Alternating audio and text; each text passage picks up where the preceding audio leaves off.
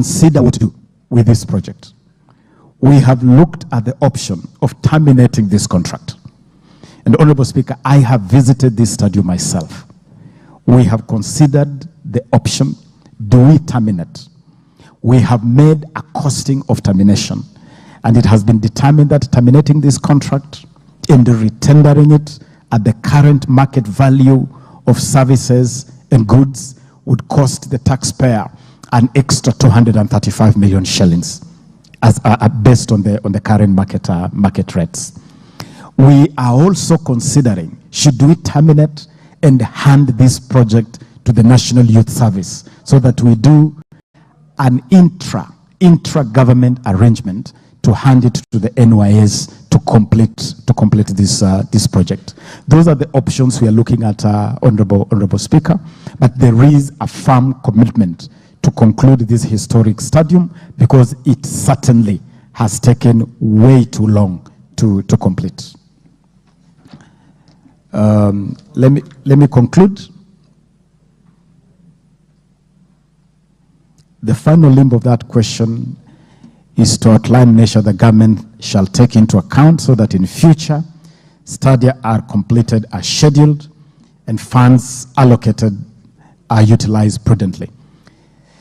That is what I have already said like 5 times already, that now we have a master plan and we have instituted an arrangement where a project cannot take off without matching that project with availability of funds. And we have entered a new era also. It's a new administration, a new style of doing things, a new policy frame. You can say a new sheriff in town with a new style of administration. We have also made sure that before we entrust any contractor with a project of this kind, we do proper assessment so that we determine the capacity of a contractor to deliver. Because Ruringo has suffered because of the capacity of the contractor. I submit, Honorable Speaker.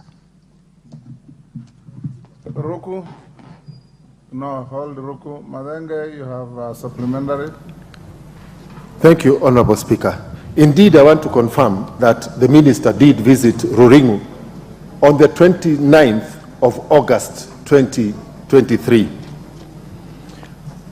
However, Honorable Speaker, the status of Ruringo today is such that everything except the small part of the pavilion and the borehole, everything about Ruringo will have to be redone. The artificial turf is already peeling off. It cannot be used for athletics. The glass in the football pitch is completely overgrown with the Kikuyu grass. And the fact of the matter is that that contractor that they claim, that the ministry claims has no capacity, is still their favored contractor. The contractor is still in possession of the site. So this 235 million will still have to be spent if Ruringo is to be put to the expected standard. The ministry has a peculiar costly relationship with this contractor. In fact, for all the reasons that they blame the contractor, they see the ministry for the last 1.5 years has enjoyed the same relationship that the contractor had with the previous dispensation. Sports Kenya, which was in charge of overseeing the project, is still intact. There have been no changes. How can we keep doing the same way, the things the same way, and expect a different result? Honorable Speaker, on terms of prudence, the ministry went ahead and has retained. Ask questions, Madenge. The private consultant who is retained for Ruringo. When is he going to be removed? Because the Ministry of Public Works has the capacity to supervise this stadium. And Honorable Speaker, I want the minister to look at the people of the Central Kenya region in the face today on TV and tell them, because Ruringo is the regional stadium, Nyeri is the regional headquarters. When is this stadium going to be completed? Alternatively, let us be told that this so-called master plan has actually decided to disenfranchise the people of the Mount Kenya, the sporting fraternity in the Mount Kenya region. Why has the stadium for the region not been given preference as the other regions have had their stadiums completed? Minister, Madenga is unhappy with you maintaining the private consultant and the failed contractor. The question is raising. Honorable Speaker, I can confirm to this House that there are no favored contractors. I have no personal knowledge of this contractor. I can confirm nothing personal. In fact, when this contractor was being hired in December 2016, January 2017, Honorable Speaker, I was an honorable member of this House. I was sitting in this House at that time. I was not on the scene when this contractor was being engaged. The current Director General of Sports Kenya, the mother agency responsible, was not even hired as the Director General then. The contractor was picked by a different minister, a different Director General. There is absolutely no relationship between this particular contractor and any of us in the leadership of this ministry. And so I want to confirm to this House that there is absolutely, to borrow the flowery language of the Honorable Member for Nyeri, there is no peculiar cozy relationship between us and this particular contractor, or any relationship at all, other than the relationship of someone who owes the people of Kenya the obligation to complete this project and complete it well. Honorable Speaker, let me also look the people of Mount Kenya region and the people of Kenya straight in the eye and tell them Ruringu Stadium shall be completed. Ruringu Stadium is an important facility. And the people of Nyeri, the people of Mount Kenya region, like the people of Kenya, other parts of this country, they deserve to have this project completed. And it certainly has been a disservice. Indeed, I can dare add that we owe the people of Nyeri, the people of Mount Kenya region, the people of Kenya, who all have a right to use this facility, we owe them an apology. That this project, alongside other projects which I have mentioned, like water, like Kamarin, we owe an apology of how we did not carry out that work effectively. And I say we, because government inherits everything. Government inherits the good, government inherits the bad. So this is the bad that we inherited as an administration, but we have a responsibility to correct it. And I can confirm to the honorable member and to the people of Nyeri that we will fix this bad that we inherited. I want to make a commitment that some of the issues the honorable member has raised here have a lot of truth in them. There is an issue of incapacity in some of our institutions, and I have admitted that. I have admitted that our institution like Sports Kenya, for instance, could do with resident architects, resident engineers, resident technical people. And that is why I will still insist that resources should be availed for institutions like Sports Kenya to build their capacity by bringing in the requisite technical competencies. It will really help to forestall challenges such as this. I also agree that it is not necessary to have consultants. It's not necessary to have consultants, and I can give my confirmation to this House, Honorable Speaker, that this is a matter we will revisit so that we have a framework that can better serve the interests of the people. But bottom line, we must complete Ruringu. And let me give a commitment to the honorable member and this House that I'm going to be hands-on personally on this one. And if you look at some of the projects that we have taken on since we came to office, a project like Moi Stadium, Embu, we did it in 5 weeks. A stadium like Kericho Green Stadium, we did it in about 3 months. A stadium like Kasarani Stadium, we are refurbishing it in 12 months. A stadium like the Talanta Stadium that will host the Africa Cup of Nations in 2027, we are doing it in a record 24 months. So you can see the difference of the Kenya Kwanza performance. side by side with the mess that we inherited as an administration. I submit, Honorable Speaker. Roku. Honorable Roku. Thank you, Honorable Speaker. I rise to ask a supplementary question. After listening to the Minister or Cabinet Secretary, there's some questions which have come in my mind regarding the World Rally Championship, which was in Naivasha.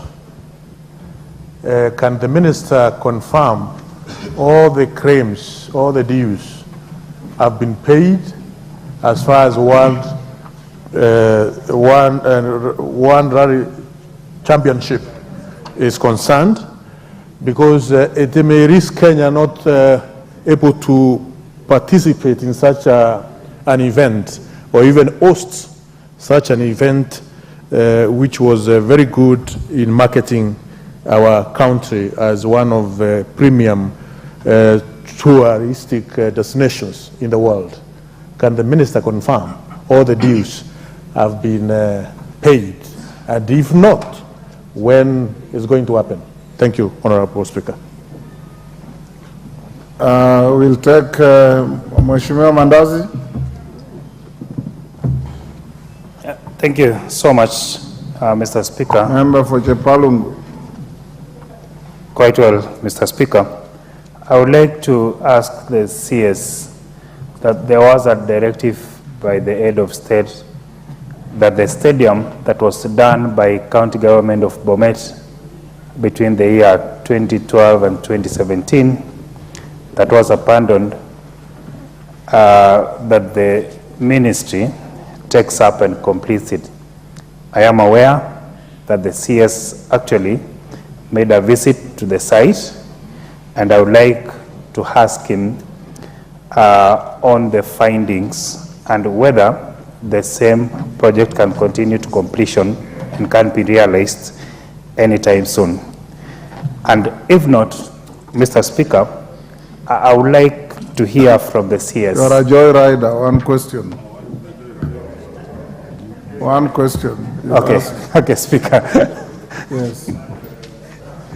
Jane Kiara, joyriders, one question. Give Honorable Kihara the mic. Mr. Speaker, mine is not a question, it's just to appreciate. That is where I ran. That Rurengo is a stadium. I remember it. You are out of order. And this is question time. Ferdinand Wanyonyi, I come to you. You can go and appreciate the minister in his office. You're making me laugh. Can the minister tell me, because we know that we are going to have the African Cup of Nations in 2027, and yet we're also having general election in this country. So do you think there's going to be a conflict in terms of arrangements?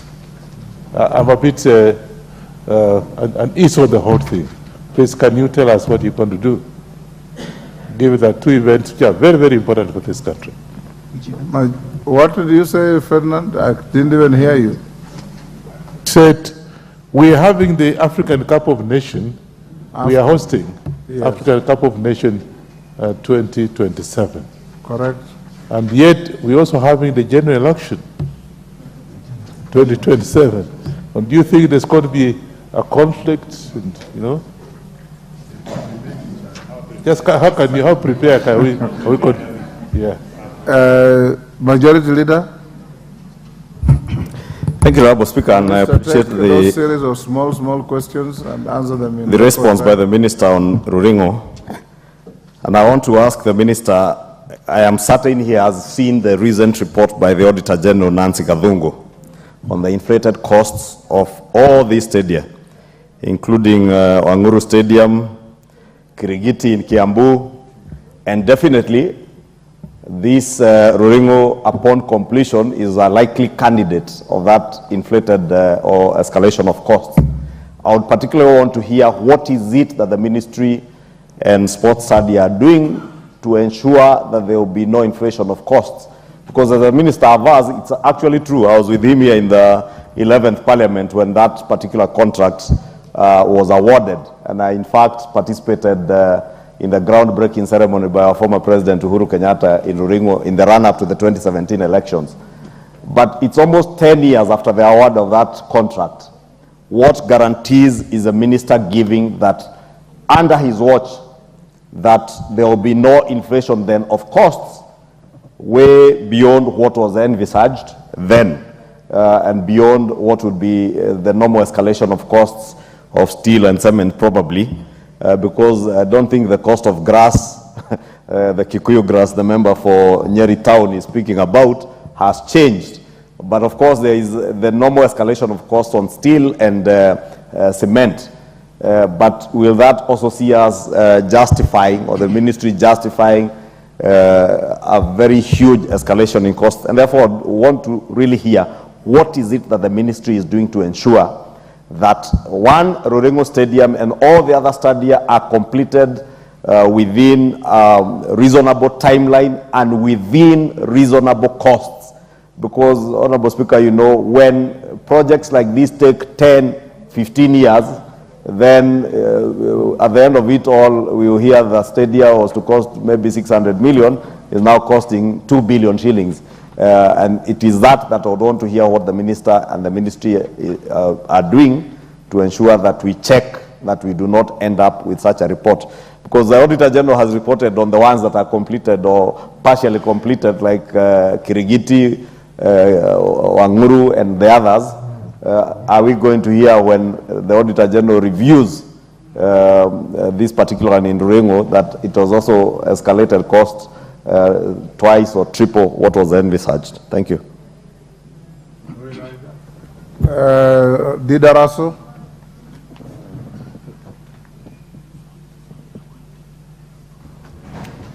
Thank you very much, Honorable Speaker. Honorable Speaker, I want to ask the CS one very specific question on Marsabit. Marsabit was built by both the county government and the Sports Kenya. One side of the stadium is complete, the other side is still lagging behind. So who really takes responsibility if such projects are unfinished? And also, you have closed the spaces for the youngsters and for the community of Marsabit town. So how long such projects are likely to take? Thank you, Honorable Speaker. Oyula.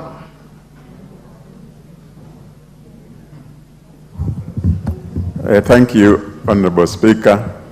Honorable Speaker, I want to ask the CS whether he's aware that Busia County has no stadium at all, and what arrangements has he in place? Has no good stadium or has no stadium? Has no stadium, not even a bad one.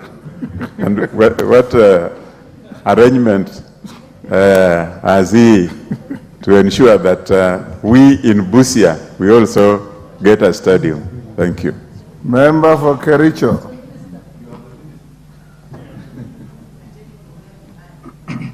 Thank you, Honorable Speaker. I want to first maybe remind the CS. Minister, all these are deviations from the original question, but there are small questions which you can answer. Go on. Yeah, thank you, Honorable Speaker, for allowing me to be what you normally call us the joyriders. Yes. Yeah, maybe first is to remind the minister that when he came to Kericho, he renamed the stadium as Kiprukut Chuma Stadium. So it is no longer Kericho. And you've actually mentioned that the stadium was done in 3 months. It is true. But there are some issues that have not been sorted. The gates have not been conclusively done. Beautification outside has not been done. Lanes are not well done. So what plans do you have to make sure that the stadium is done to the international standard? Thank you. Adagala. Thank you, Mr. Speaker, sir, for putting me in line with the joyriders too. But my question should be taken with the seriousness it takes, because I want to ask the CS Sports, what measures is he going to take, or is taking, or what has he done? In Vihiga County, we have something similar to grounds, that is Hamisi Sports Ground, Kidundu, and Mumboha.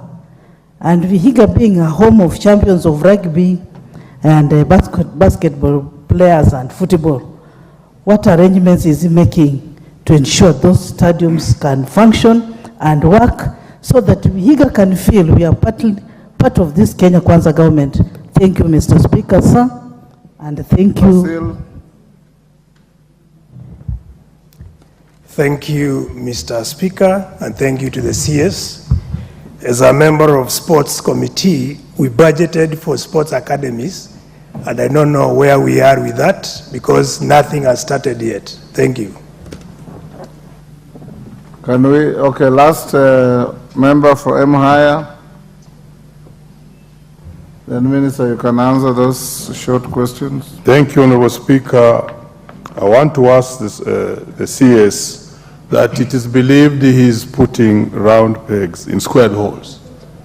That in 2027, when we shall be hosting the CAF, he is not preparing Buhungu Stadium, which is the home of football and footballers, but is preparing a different stadium which is known for athletics.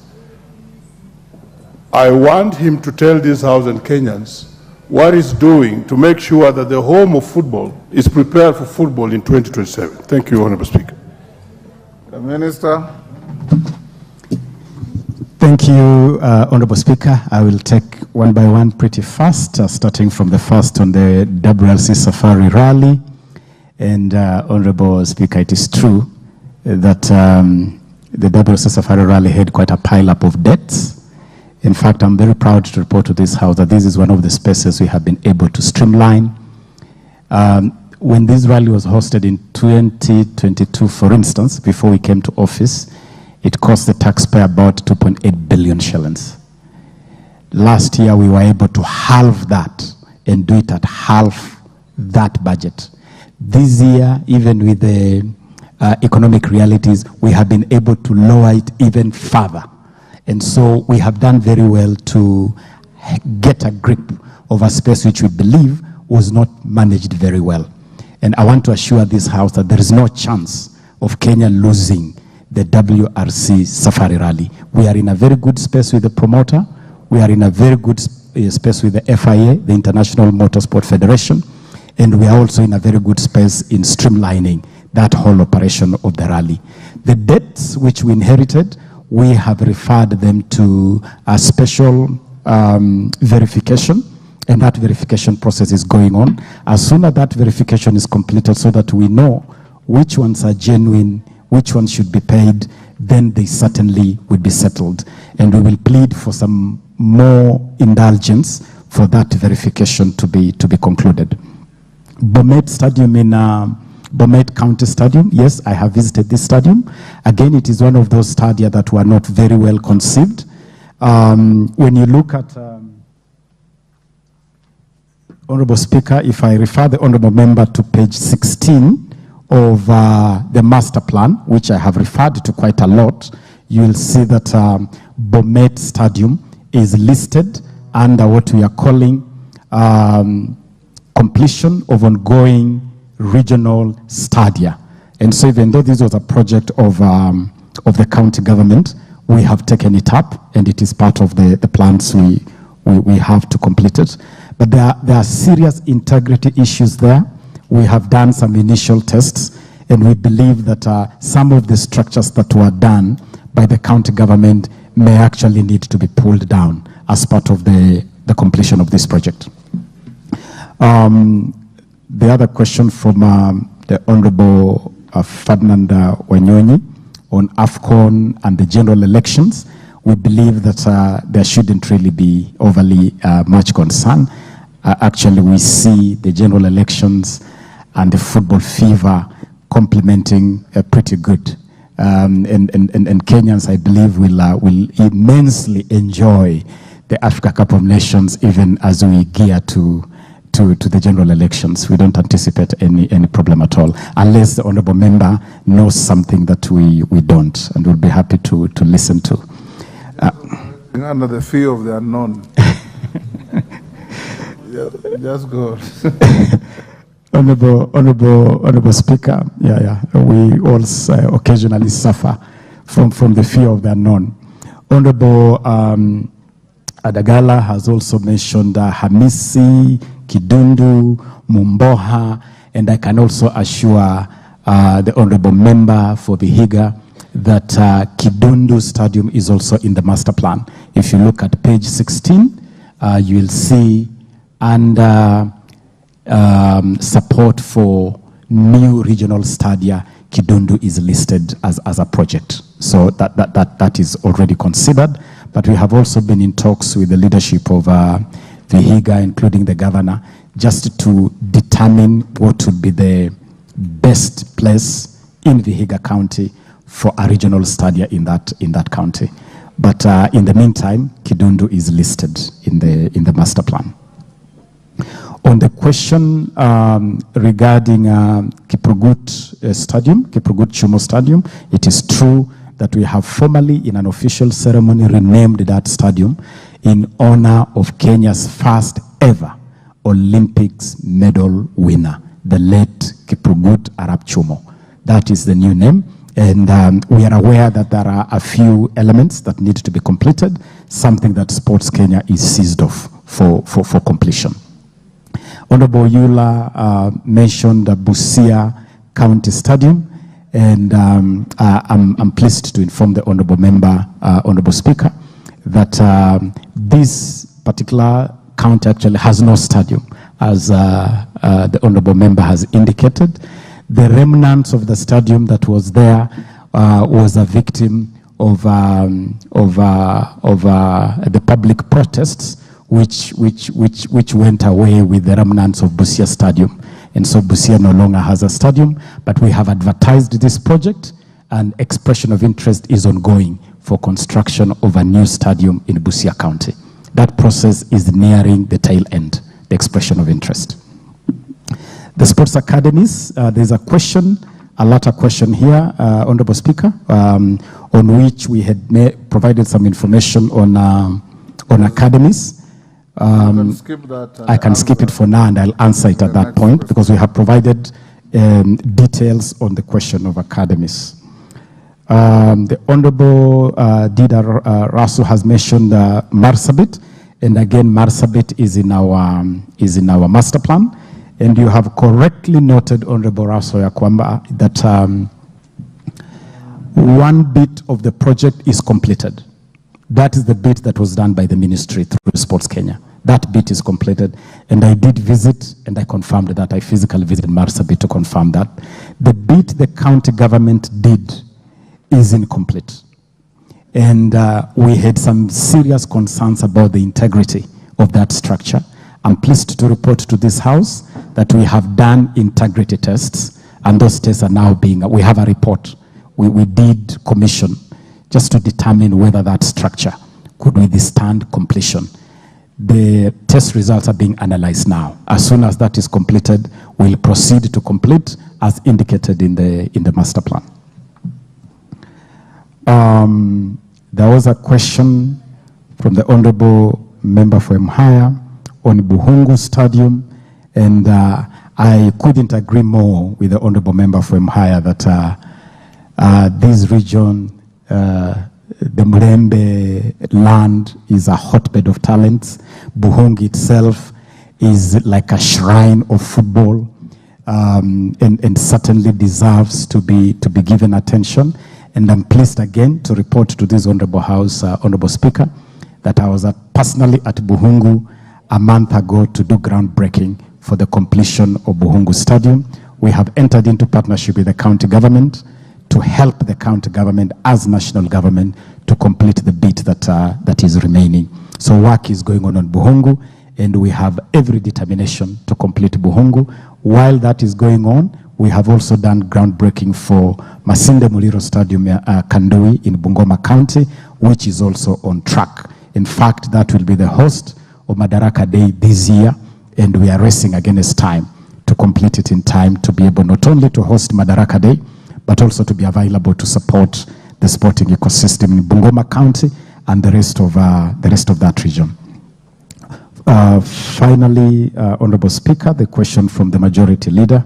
The Honorable Majority Leader asked a fundamental question, the question of cost, the question of escalation of project cost. And I'm happy to report to this Honorable House that the audit report that the Honorable Majority Leader refers to is actually the result of our own request. It was myself who wrote to the Auditor General to invite the Office of the Auditor General to look at these projects in the process of developing our master plan to help us to avoid pitfalls that have afflicted this sector for so many years. And we are so keen, because this is our audit, as it were, if I could call it that. It is our audit, we asked for it. And so the results are very important for us. And we are very keen to deal with this hydra-headed monster of overpricing projects, because it is real. You look at a lot of these projects and they are really, really, you don't see value for money. And so we are being very keen to deal with that issue. And one of those things, one of the measures we have taken, Honorable Speaker, is to do prototypes. So that if we want to develop regional stadia, for instance, we do a prototype. We cost that prototype. And so for every actual project, we measure it against our prototype. The academies, for instance, someone had given a cost of about 400 million shillings per academy. We did our own prototype that indicates you can do these academies for not more than 50 million shillings. Many, many times less than what was projected. And so I can assure this House, the Majority Leader, that we are on top of this to keep budgets in check and deliver value for money to the taxpayer. I submit, Honorable Speaker.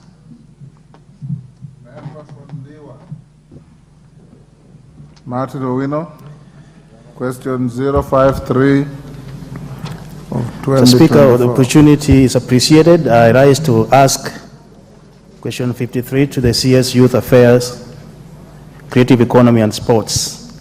1. Could the CS outline the measures taken by the Ministry in promoting sports development and nurturing talents in communities, particularly in rural areas where there is abundance of talent? 2. Could the CS consider establishing a sports center or academies in their constituency with the aim of empowering and fostering economic growth among the youth? 3, could the CS clarify whether there are plans to monetize sports nationwide using other means apart from the recently launched Talenta Hela, which is predominantly in the urban areas? Lastly, very important, could the CS explain how the ministry intends to roll out the Talenta Hela initiative, and can the CS provide assurance that the initiative will not lead to unsustainable economic burdens on the beneficiaries once concluded? Thank you, Mr. Speaker. Minister.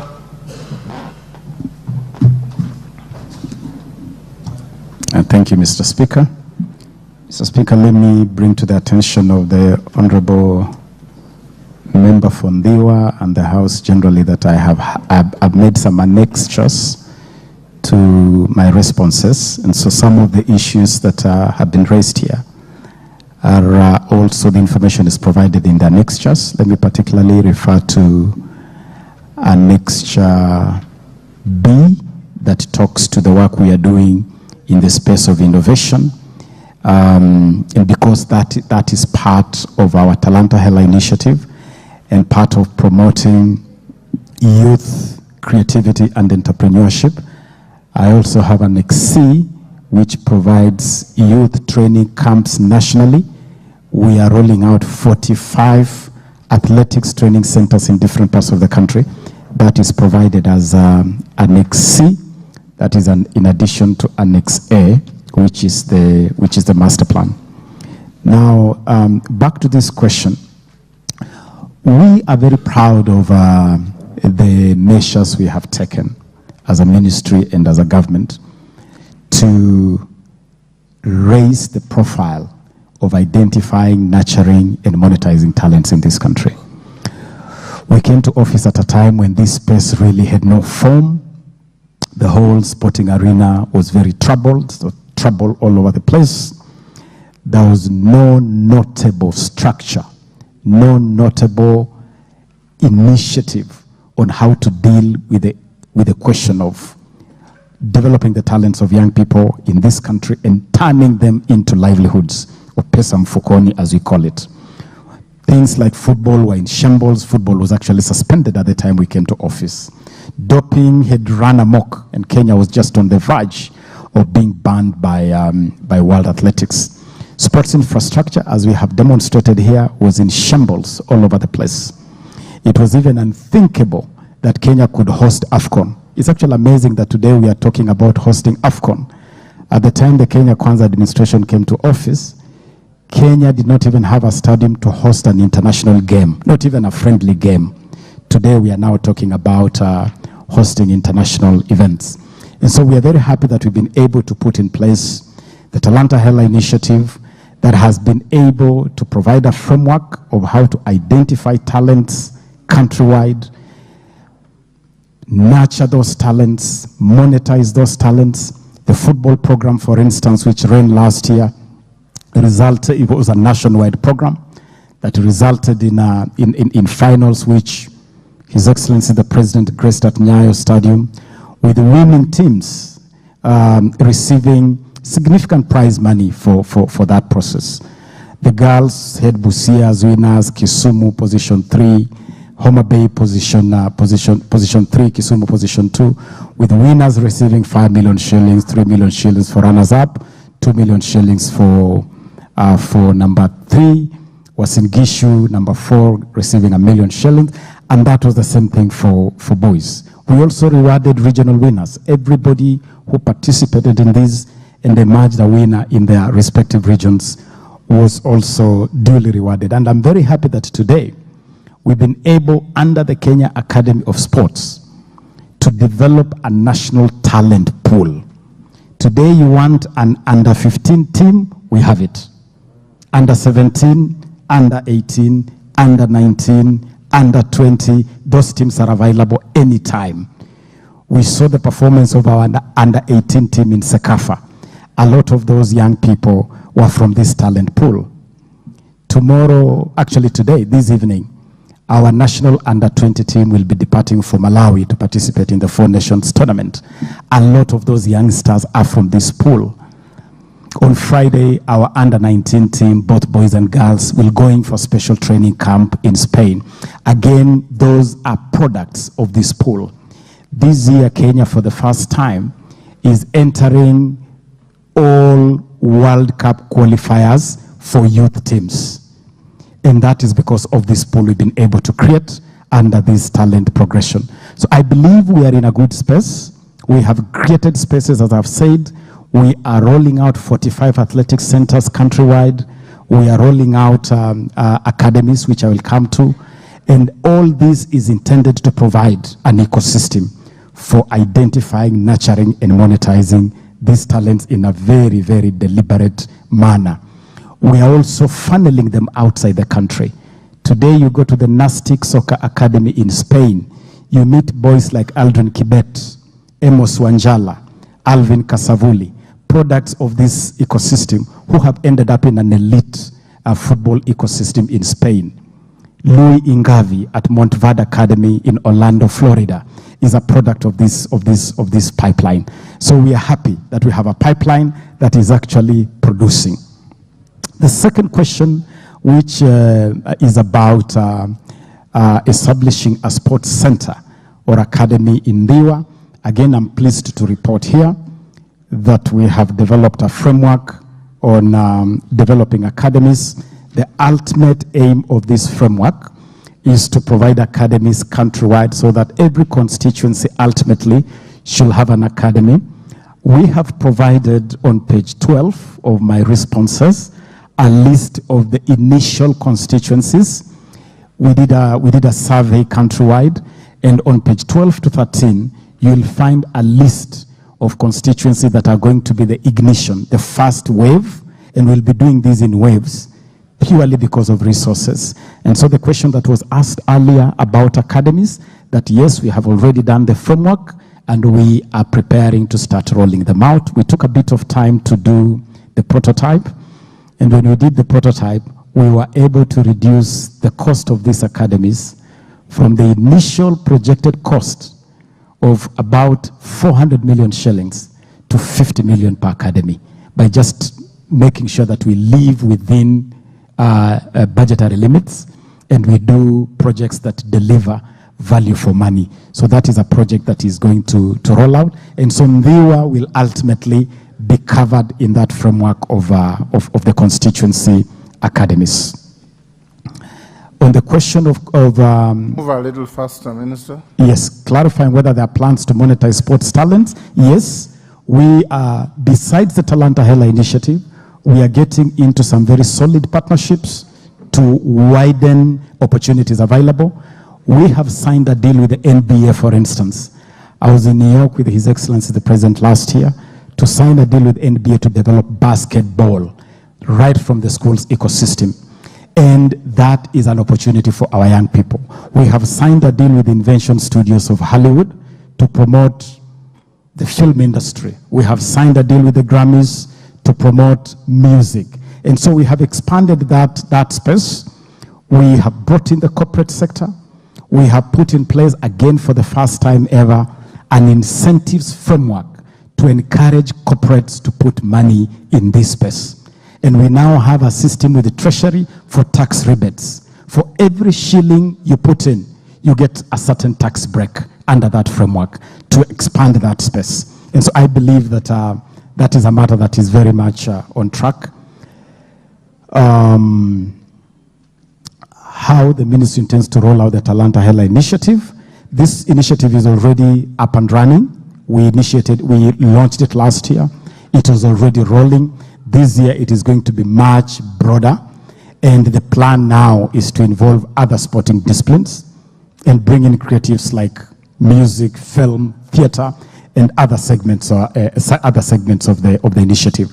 The initial one was very successful, brought together thousands of young people into talent camps, and it is what has resulted in the talent pool that I'm so proud of to mention here.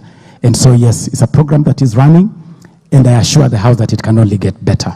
Other partnerships that we have entered into, the most recent one is with the Amazon Web Services to fully exploit the digital space, which is also going to include upgrading the Talanta Hela Digital Hub into Talanta TV for purposes of promoting content from the sporting arena and also from creatives, is going to find a very vibrant space that is also IP, intellectual property protected within that ecosystem of the Talanta Hela Digital Hub, which is up and running. And I would welcome members, honorable members, to take time and visit the Talanta Digital Hub at the Kenya Academy of Sports at Kasarani. I thank you, Honorable Speaker. Yes, Martin, you are not satisfied? Speaker, just a quick supplementary. You talked of master plan. I was hoping that in that master plan you can pinpoint when there will be a beneficiary, and you said within the framework. That is a little bit discouraging. But Mr. Speaker, we don't also have the privilege of having those annexures he's talking about. So we don't know which ones are in the 45 and which ones are not. And lastly, last time you were here, CS, you mentioned that the Talanta Hela is on procurement. At what stage are you today? Songuli, Joyriders, one question.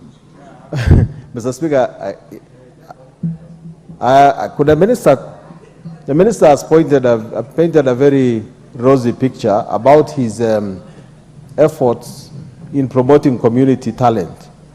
Could I be in order, Mr. Speaker, to ask the minister whether Narok or in particular Kilgoris, is he aware that Kilgoris has been given a blackout, yet we have been producing the highest number of talents, I think, in the region. We have the two Rudishas, we have Marai, we have many others. And Mr. Speaker, because my questions are brief, let me just ask another one. Now that if you are nurturing talent, Mr. Minister, would it be also in order, because of the whole government approach, for the government to consider athletics, for instance, as one of the qualifications, one of the possible qualifications to be recruited in the army, notwithstanding the fact that the athlete may not have gone to Form 4, because many of our athletes are talented in running, but when they go for interviews for police jobs or for the army, they do not actually get them because they do not have Form 4 certificates. Can you use the whole government approach to persuade your colleagues that this is a talent enough, competent of taking one to the armed forces? Kirwa, one question. Thank you, Mr. Speaker. I would like to ask this question about Athletic Kenya. There have been a huge complaints from athletes towards the organization, and a few weeks ago, the court ordered fresh elections at Athletic Kenya. I would like to hear from the minister, the CS, what is the minister doing about it? How did it happen that having the same officials for 8 consecutive years in office, and what have they done about it? Thank you, Mr. Speaker. Bensouda.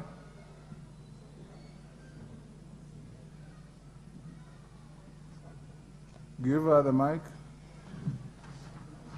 Yep.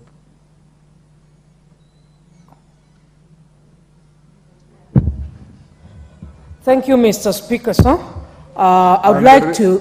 Bensouda, the reason the clerks have difficulty finding you members is many of you come in without your cards. It makes it difficult for members to pinpoint where you are. Please try and be carrying your cards. Thank you, Mr. Speaker. That is well noted, but this side has always been a problem, though it is my sitting in this house. So I think the ICT should come with speed because this is my permanent sitting place. Thank you, the CS, for your mastery of what you're responding to, but my question, one, which I'll also add another one in conjunction very fast. Only one. Thank you, Mr. Speaker. In regard to health within the sports sector, on mentoring our youths, personally, I've observed a gap. I'm talking based on the recent sports which I conducted as the MP, county MP for Homa Bay. I would like you to tell this House what plans you have in place to ensure that the health status of the players, whether under 17, under 18, 19, or 20, are taken care of in terms of facilitating, availing, and equipping mobile health clinics or first aid kits. Because I noticed that once our players are injured in the fields, the sub-county hospitals do not have adequate capacity to rush in and bring the first aid kits or the mobile clinics to take our players to the field. I think that is a gap that you need to plan for. And I know even by the time I finish this question, because you are very sharp, you already visualize the plan you have in place so that we don't have players running around people, mobilizing for funds. Some of them don't even have NHIF insurance You are cards. making a speech. Ask a question. The question, Mr. Speaker, sir, what plans do you have in place to take care of the health issues in regard to mobile clinics and first aid kits? Thank you, Mr. Speaker. Well done. Yegon, Brian. Richard Yegon. Thank you very much, Mr. Speaker, sir. Also, being a member of Sports Committee, I would like to ask the Cabinet Secretary, about Bomet Stadium. During the time you visited Bomet, I understand the stadium... That one was already asked. No. It's a different thing. It's a different thing, Mr. Speaker. Yes. That stadium was condemned. And I understand there was a directive that these others, there will be another new stadium to be built instead of demolishing the one which is there and constructing a new one. We are going to construct a new one. Could you kindly give us the direction on that, Cabinet Secretary? Thank you, Mr. Speaker. Deputy Speaker. Thank you, Honorable Speaker. I would like to ask the Cabinet Secretary what the opinion or what is going to be done by the fact that there is a very big conflict of interest in Athletics Kenya. The Vice President of Athletics Kenya is also the senior partner in O Advocates, which is the lawyer for Athletics Kenya, and also the chairman of the Sports Tribunal is a partner in the same O Advocates, along with Gennaro Kibet, who is the vice president. We also have a situation where Barnaba Korir, who is a member of the AK board, is also the owner of the Continental Championships, which he controls and runs as a personal business. And this, again, you know, Cabinet Secretary, that when this gets out, chances of Kenya being banned from world athletics is extremely high. The conflict is known to the Cabinet Secretary. Could you please tell us what you'll do about it to save Kenya from being banned? Thank you. Thank you, Speaker. I just wish the Cabinet Secretary could highlight, recognizing that talent emanates or starts in primary schools and secondary schools. What efforts is the ministry doing to improve sporting facilities in both primary and secondary schools in the entire Republic of Kenya, especially in the western part of Kenya, which is the citadel of football, and we are also emerging as the force in athletics. Thank you, Speaker. Aika. Thank you, Speaker. I want to ask the minister whether he is aware that in Taita Taveta there is no stadium of international standard, and the one Danson Mwanyumba Stadium is in a dilapidated state, and also the Voi Moi Stadium is in a mess. What plans does the ministry have for sports stadium in Taita Taveta? Thank you. Paulo.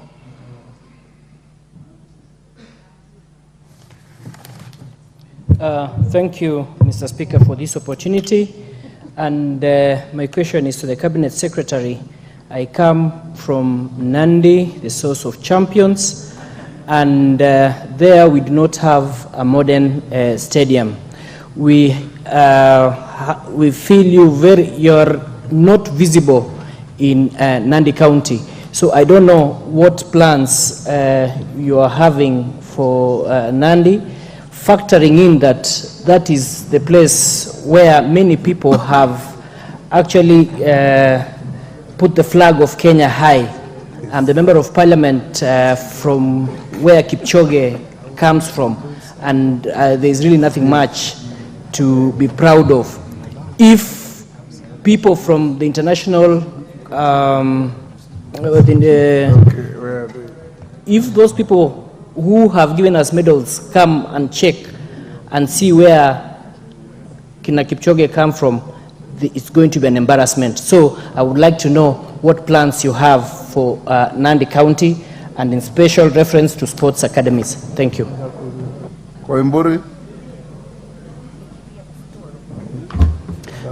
Thank you, Honorable Speaker, for giving me this opportunity to ask Minister my question. My question is on behalf of Kiambu County in Gatondo South. We have a stadium which started 7 years ago, and the people of Gatondo South, which is Karato Stadium, the people have not been paid for more than 7 years. Thank you, Honorable Speaker. Is Is that Timothy Kipchumba? Or you are not called Timothy? That is my first name. Yes. Now, CS, could you respond to the issue that Elgeyo Marakwet County, despite being referred to as the county of champions and having produced world beaters like Kevin Kiptum, may his soul rest in peace, that we do not have a government-funded high-altitude training center, and that all the centers, training centers, are owned by private individuals. What plans does the government have in establishing high-altitude training centers in Elgeyo Marakwet County so as to tap the talent that is in that county? Member for Kwale. Thank you, Mr. Speaker, sir. I would like to ask the CS, what plans do you have as a ministry to revive sports tourism in Kenya, and mostly Diani, where we have golf, skydive, and other sports, which can be very instrumental for the country and also for the county economy, if the right investment can be made. Does the ministry have any plans for it in collaboration with the Ministry of Tourism in partnership with the coastal counties? Thank you, Mr. Minister. Yes, Kombe. I can see you keep on raising your hand. You'll be the last on this. Thank you, Mr. Speaker. Your neighbor has asked a question. You can wait for the answer. Thank you. From the same neighborhood. Thank you, Mr. Speaker. Now that the NGCDF does not host sports anymore, what plans does the ministry have to make sure we conduct tournaments in our respective constituencies so as to tap the talents of the young people? Thank you. Minister, if you can answer those in under 10 minutes, I'll be very happy. I'll try, Honorable Speaker. Very, very quickly, I'll just go one by one.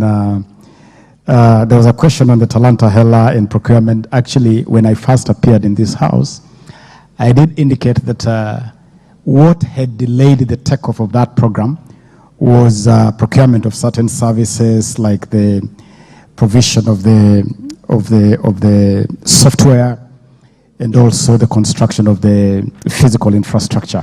But that has been done, and the program is up and running. I actually welcome honorable members to the Kenya Academy of Sports to look at the hub. It is a beautiful place. The second question was about Kilgoris, and I can actually confirm to the honorable member that Munge Primary School in Kilgoris is already on our list for the special centers that we are establishing. The honorable member can confirm that. So Kilgoris is definitely within our scope. And on the question of using athletics or talent as a basis for recruitment, it is a policy that our armed forces, our disciplined forces already apply. A lot of our, in fact, most of our athletes, most of our elite athletes operate within the ecosystem of our disciplined forces. And this is something which we encourage, but I also want to confirm here that it is our policy to encourage academics to go hand in hand with the development of talent, especially completing the basic level of education. It serves our athletes well. It serves our sportsmen and women well.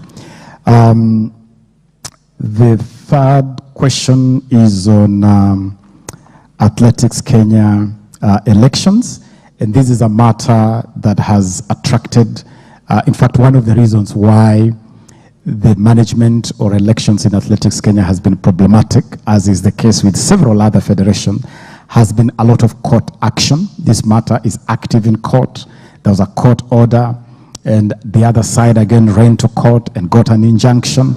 It's a bit of a messed space. We are reviewing the Sports Act, and we will be bringing the reviewed Sports Act to this honorable house. And one of the things we are grappling with is how to deal with the litigation, and how litigation undermines or interferes with the administration of some of these federations.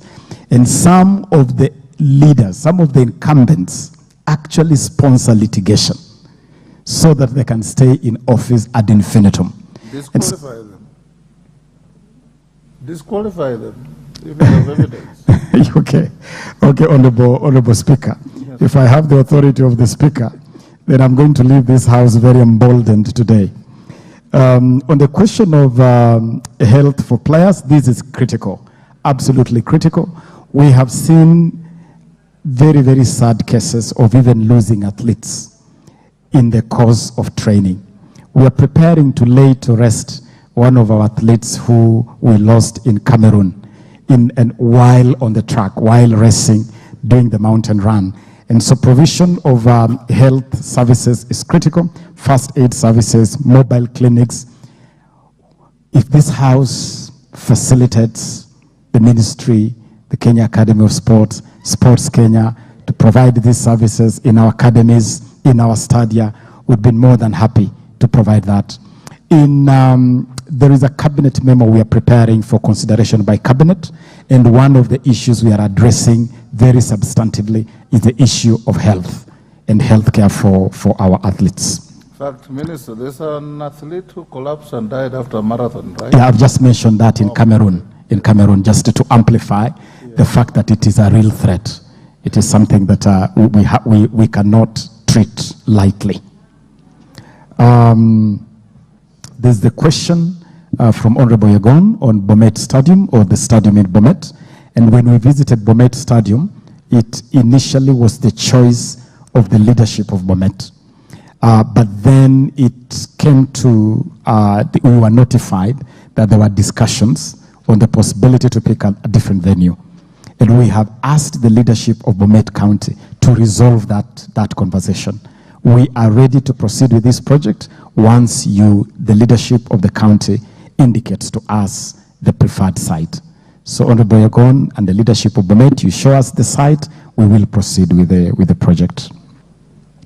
The Honorable Deputy Speaker has raised the big issue of conflict of interest in Athletics Kenya, and it certainly is a big issue.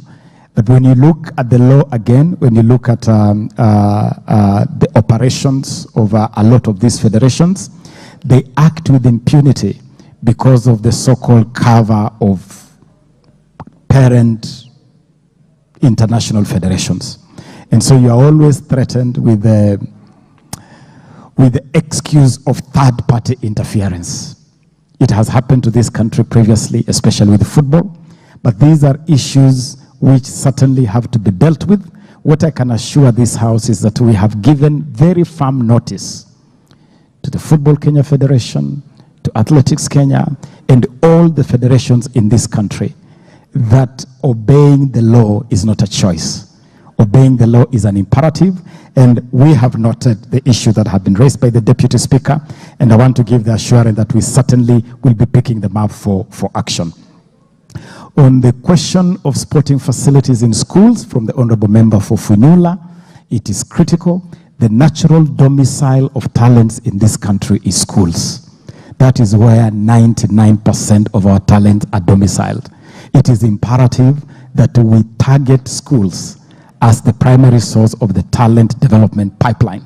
When you look at our Talanta Hela initiative, the Talanta Hela pipeline is actually anchored in schools. And that is why the school ball games, drama and film festival, music festival, all the talent processes going on in schools, the funding for that space was taken over by this ministry. Now the Ministry of Youth Affairs, Creative Economy and Sports finance all those activities. We provide support to those activities, and we give the pipeline for progressing those talents through the Kenya Academy of Sports, through the Kenya Film Commission, through the National Theatre, the Kenya Film School. We have been able to join those dots, something that did not exist before. And on the question of improving facilities in schools, we have already started. The 45 centers I have mentioned here are all school-based. They are all based in schools. And they will provide the ignition, the beginning point of improving facilities in our schools to support this ecosystem of talents in our schools. Taita Taveta, we are in conversation with the Honorable Governor. We were on the phone 2 days ago, actually, discussing the situation of Taita Taveta. And he indicated to me on the phone, the Honorable Governor, that the land is actually available to do a facility in Taita Taveta, and it is something we will be progressing. We'll be progressing that conversation. The Honorable Koimburi, Karatu Stadium in Gatundu, in Kiambu County, was one of the troubled stadia, the stadia that I mentioned at the beginning, one of the stadia that we subjected to audit, one of the stadia we subjected to assessment, but the construction is now back on.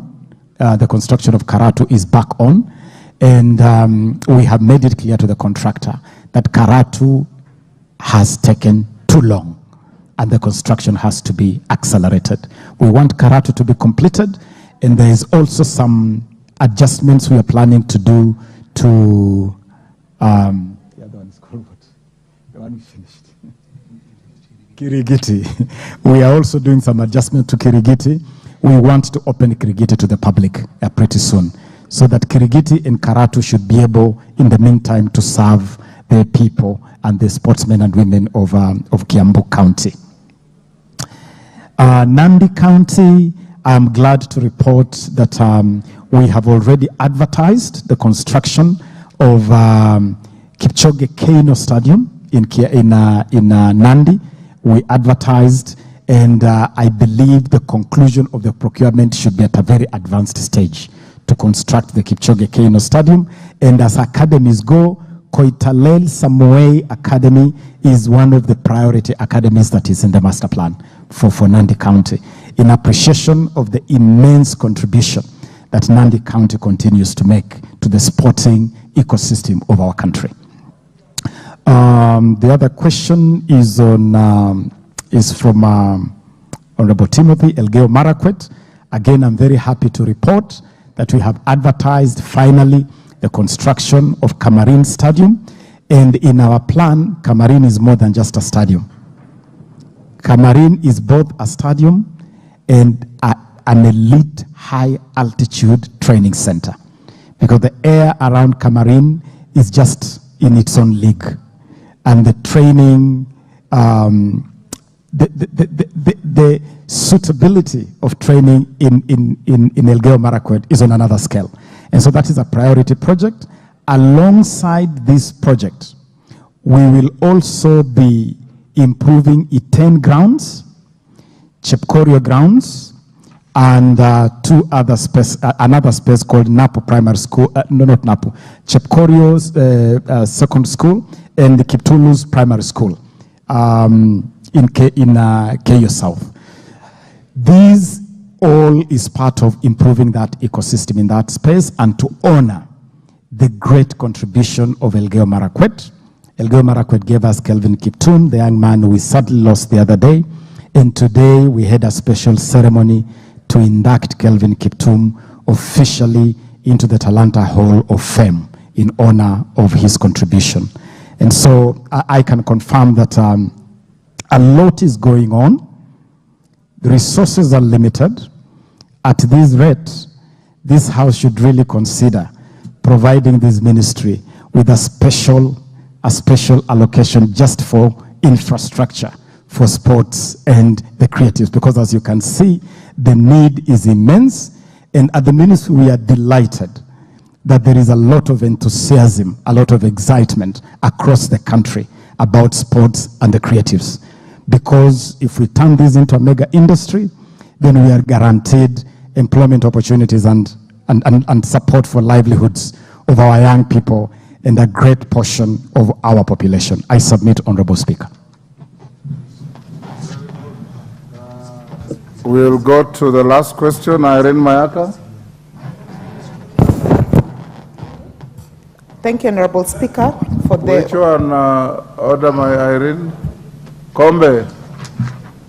Swali gani? Honorable Speaker, I actually do realize that I skipped 2 questions, if you'd allow me. The member for Kwale has left, so you can leave out that. There was a question on... He says CDF is not allowed yes, to... yes.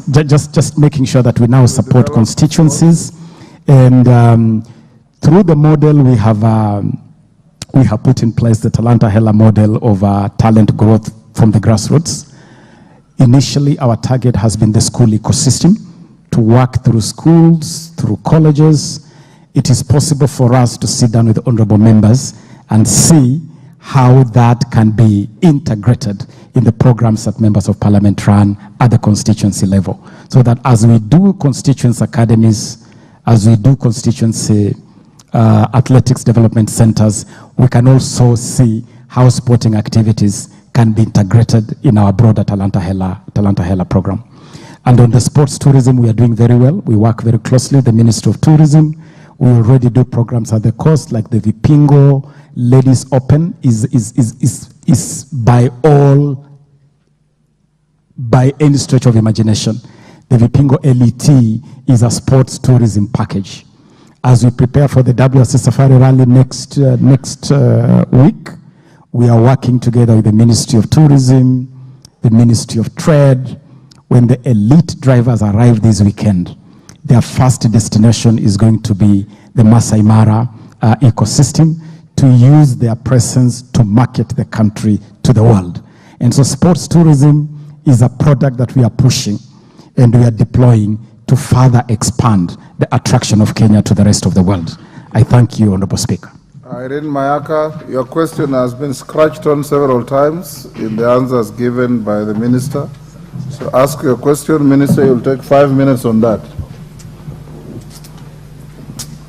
Question 055 of 2024. Nominated member Irene Mayaka. Thank you, Honorable Speaker. Honorable Speaker, my questions to the Cabinet Secretary. Number 1, could the Cabinet Secretary elaborate on the policy framework guiding the provision of medical cover for sports persons in the country and measures in place to ensure that athletes are provided with medical coverage?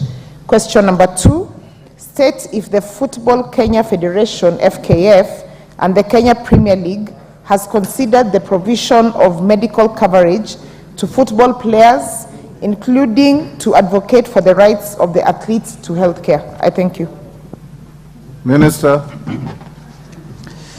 Honorable Speaker, let me admit that other than the normal processes we go through to provide insurance when our teams are traveling out of the country, like right now we are taking our junior, under 19 junior teams, boys and girls, to Spain at the end of this week.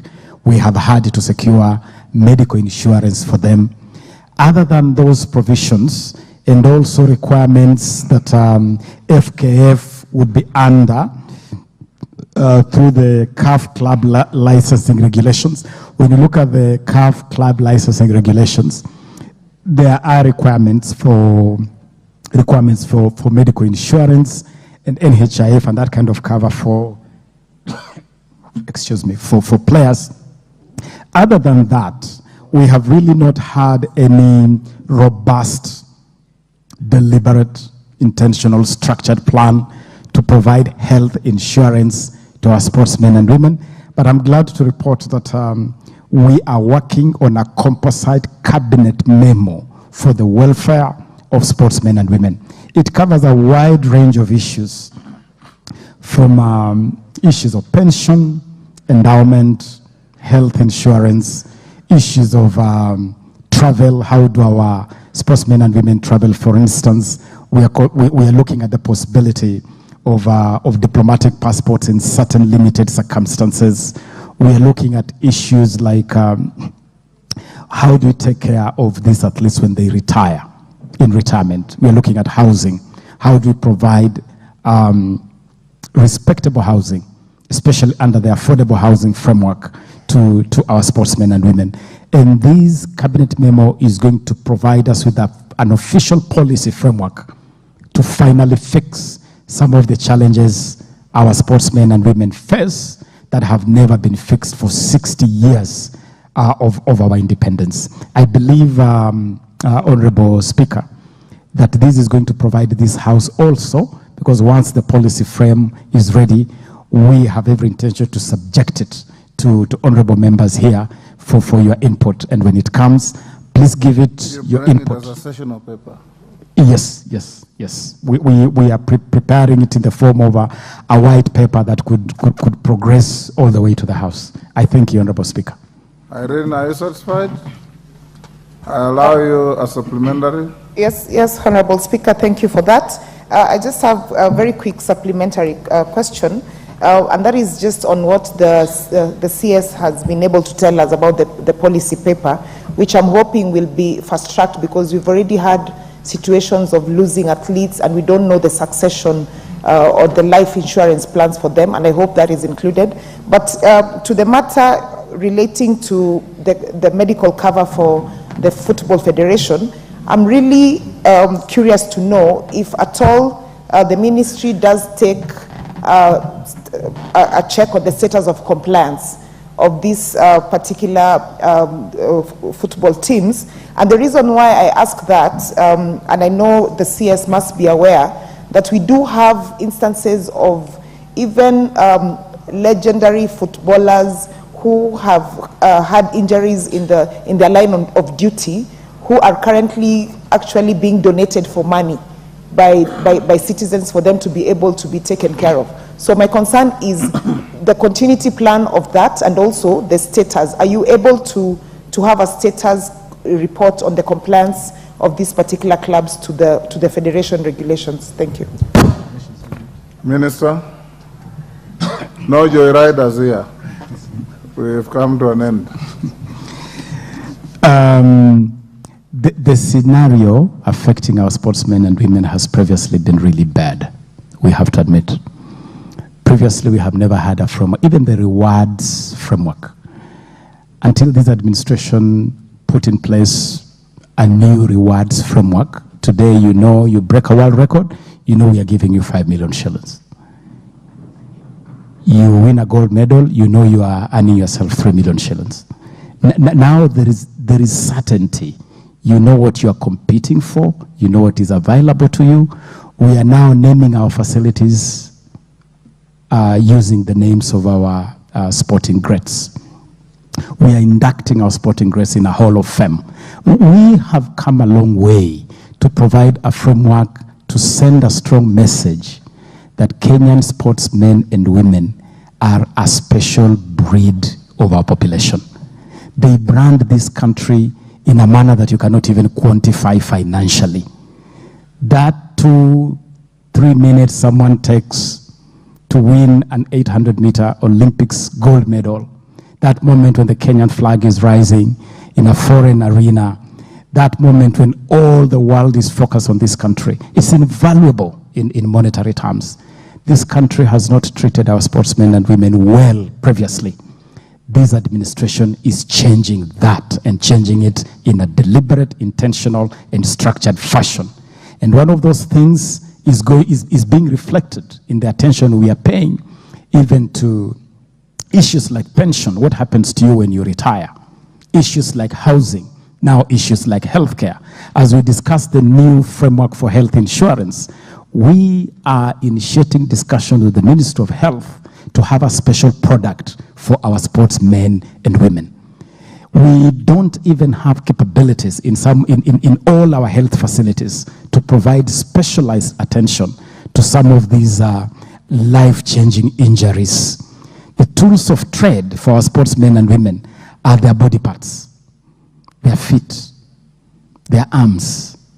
And you get an injury to that body, we are basically putting you out of life, because that is their life.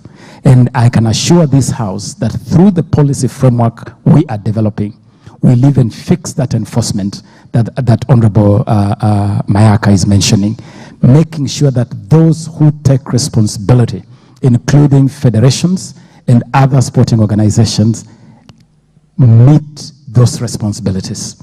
We enforce those obligations. And I'll go back to that framework, because we believe what we've done well, we've done pretty well, But now having a good, solid framework will be able to solidify the intervention we are already making. I submit, Honorable Speaker. Thank you, Minister. Minister, as you leave, I want to encourage you.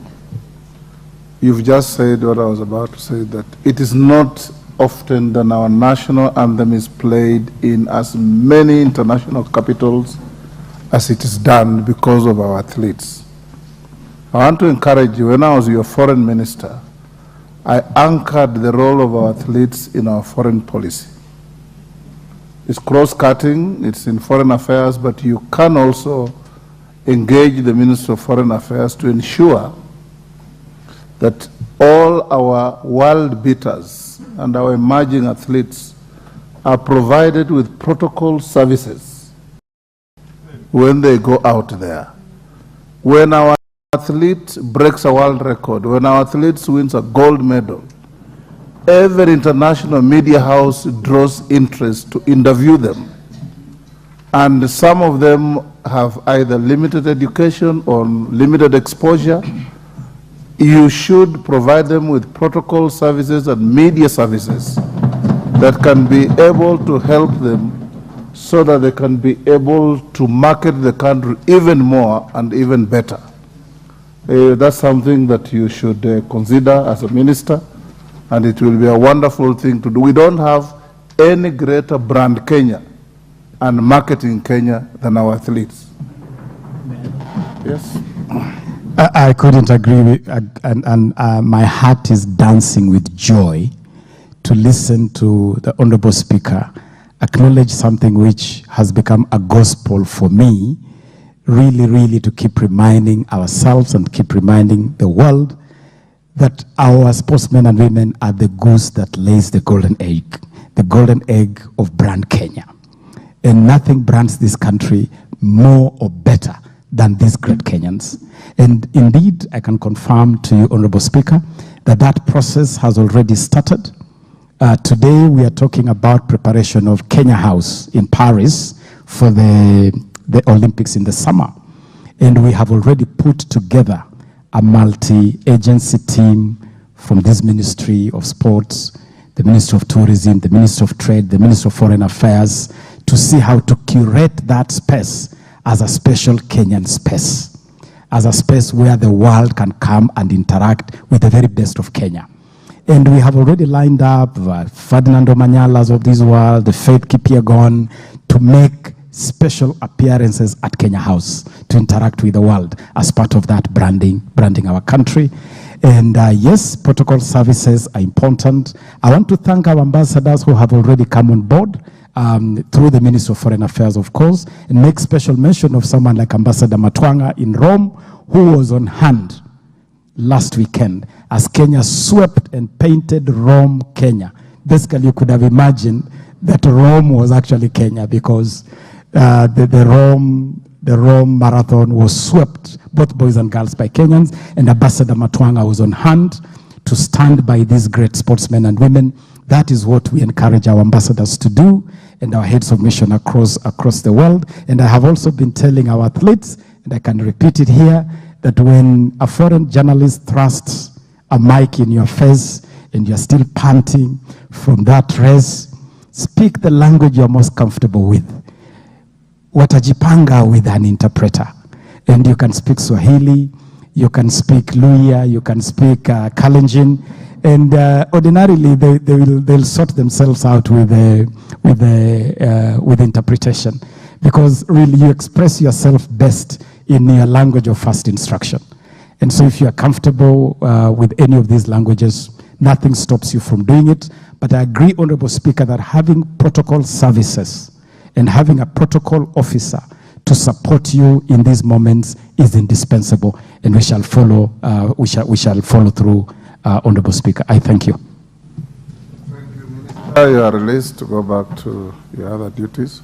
Honorable members, allow me to acknowledge a visiting delegation from John Hopkins School of Advanced International Studies.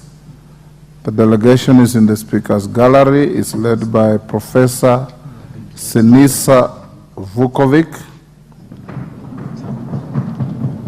He may stand to be acknowledged. There he is.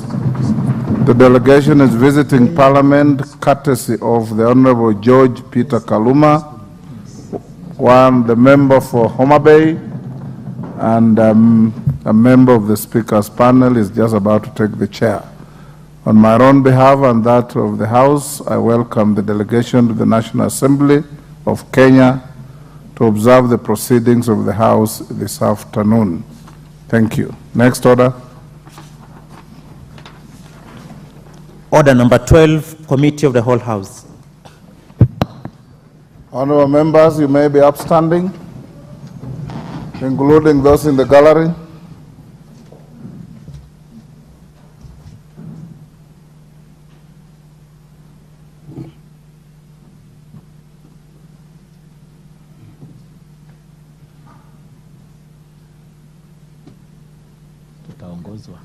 Then lead us out. Thank you.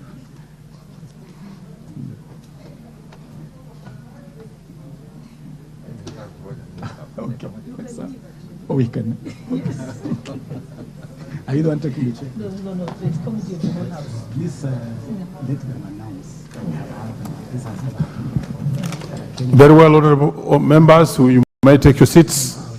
We want to get to the committee of the whole house. We want to make the law now. And this time we are dealing with the statute law miscellaneous amendments, number 2 bill, National Assembly Bill number 68 of 2023. Provisions relating to the oaths and statutory declaration cap 15. Order, honorable members. I hope the chairman and the leader is in the house because he'll be playing a very significant role. Very well, the leader is now in the house. We can take that again. Provisions relating to the oaths and statutory declarations cap 15. I propose the question that provisions relating to the oaths and statutory declarations cap 15 be amended as proposed in the bill. Sections 3 and 12. I propose the question that sections 3 and 12 be amended as proposed in the bill. There being no amendments in this particular provision, I put the question that sections 3 and 12 be amended as proposed in the bill. Will as many as of that opinion say aye? Will as many as of contrary opinion say nay? The ayes have it. I now put the question that provisions relating to the oaths and statutory declarations cap 15 be part of the bill. Will as many as of that opinion say aye? Will as many as of contrary opinion say nay? The ayes have it. Provisions relating to the Advocates Act cap 16. I propose the question that provision relating to the Advocates Act cap 16 be amended as proposed in the bill. Section 2 and section 81(1). I propose the question that sections 2 and section 81(1) be amended as proposed in the bill. Honorable members, there are no amendments to this, and therefore I put the question that sections 2 and sections 81(1) be amended as proposed in the bill. Will as many as of that opinion say aye? Will as many as of contrary opinion say nay? The ayes have it. I now put the question that provisions relating to the Advocates Act cap 16 be part of the bill. Will as many as of that opinion say aye? Will as many as of contrary opinion say nay? The ayes have it. Provisions relating to the Notaries Public Act cap 17. I propose the question that provisions relating to the Notaries Public Act cap 17 be amended as proposed in the bill. Section 4.1, 4.2 and 5.3. I propose the question that sections 4.1, 4.2, 5.3 be amended as proposed in the bill.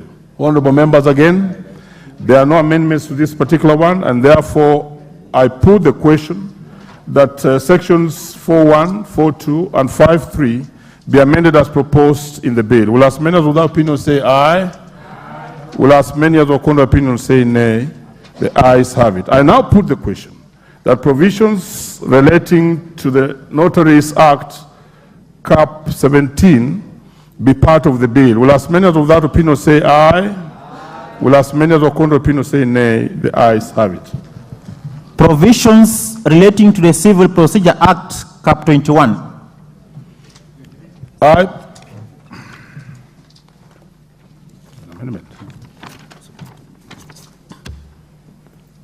I propose the question that provisions relating to the Civil Procedure Act, Cap 21, be amended as proposed in the bill.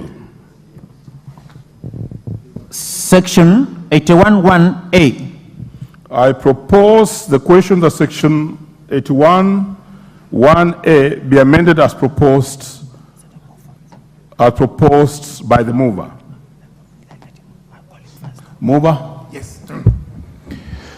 Thank you very much. The chairperson, I propose that section 81(1)(a) of the bill of the Civil Procedure Act proposed be actually deleted. The justification is that the reduction of the numbers representing the Law Society of Kenya in the Rules Committee would negatively affect the interests of the legal practitioners, because this is theirs. I propose the question that sections 81(1)(a) be amended as proposed by the mover. Let's see if there's any interest in this. Civil procedure rules. Civil procedure rules.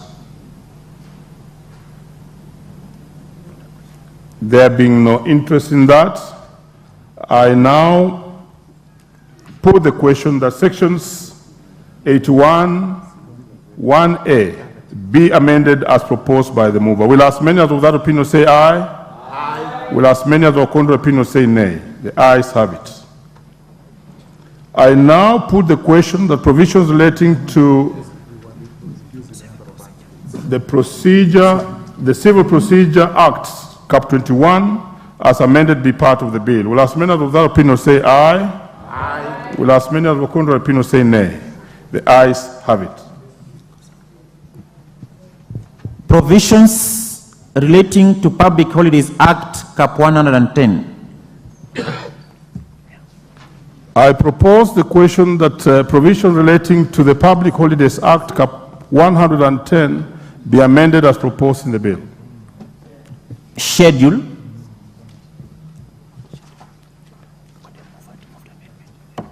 Mover. Thank you, Honorable Speaker.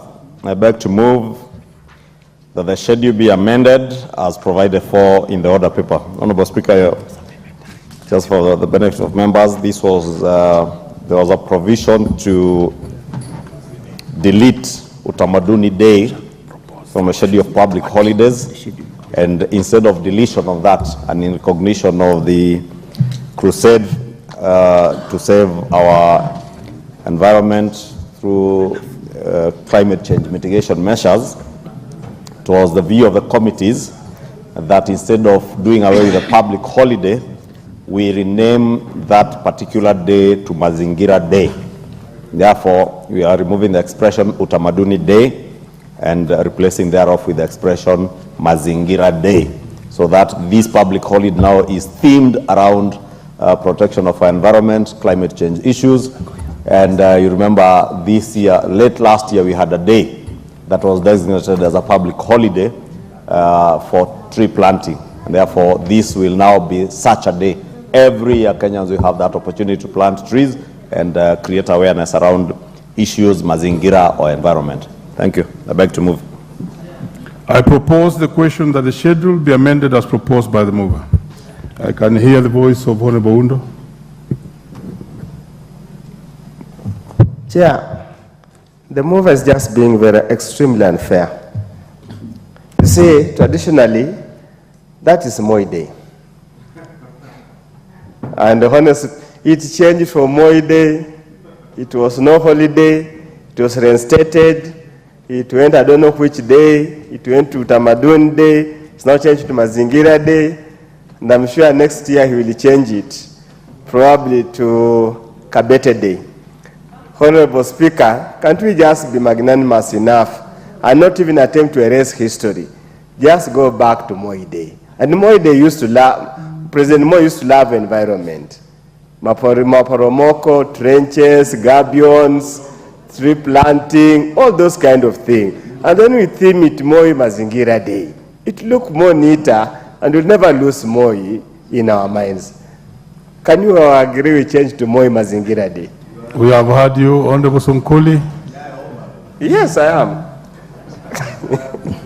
Mr. Chairman, I think the best thing, I agree myself that let it be called Mazingira Day, but the Honorable Oundu has taken away my comments. I think it is more fitting than calling it Utamaduni because the late President Moi was good at preserving the environment. I know that we are still too close to the leadership of Moi to appreciate him, but I know that in future, the word Moi will be added back to Mazingira Day. But for now, we can tolerate it and say, let it be Mazingira Day. And then the great efforts of Moi in preserving the environment of this country will be remembered. But let's all know that it is actually Moi Day. Very well, I think let's hear from Honorable Member. And that's the last comment, possibly. Proceed. Yes, you have the microphone now. Thank you, Chair. I want to support this amendment. Honorable Chair, I remember when we were speaking about this amendment previously, of course, we were actually just doing away with the Utamaduni Day, and I noted, Honorable Chair, that it was a little bit confusing. We didn't even know what exactly it has to do with. And Honorable Chair, I'm glad that it is coming out as Mazingira Day. And just like I agree with Honorable Oundo, and I think I agreed with him on the same day again, Honorable Chair.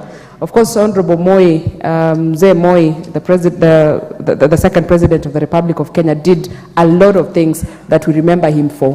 Where I come from, Honorable Chair, when you go to Moi Teaching and Referral Hospitals, like you're seeing Mzee Moi. When you go to the airport, Eldoret International Airport, it's actually Moi.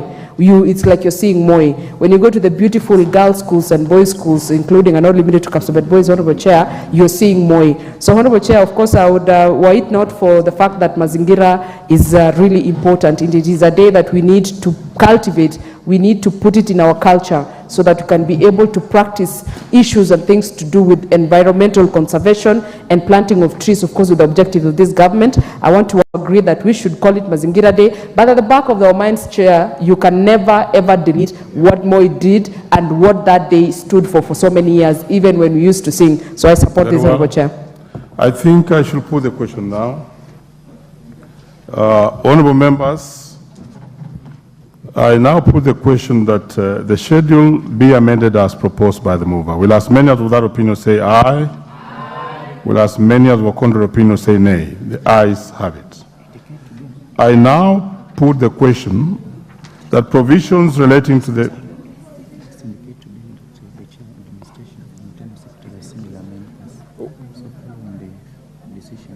very well. The Chair, Administration and Industrial Security, I don't know if he's in the House. He was sharing the same amendment with the Majority Leader, and if the one of Majority Leader takes precedence, then he's false. I now want to put the question that provisions relating to the Public Holidays Act, Cap 110, be amended, be part of the bill. Will as many as of that opinion say aye? Will as many as of contrary opinion say nay? The ayes have it. Provisions relating to the Trustees Perpetual Succession Act, Cap 164.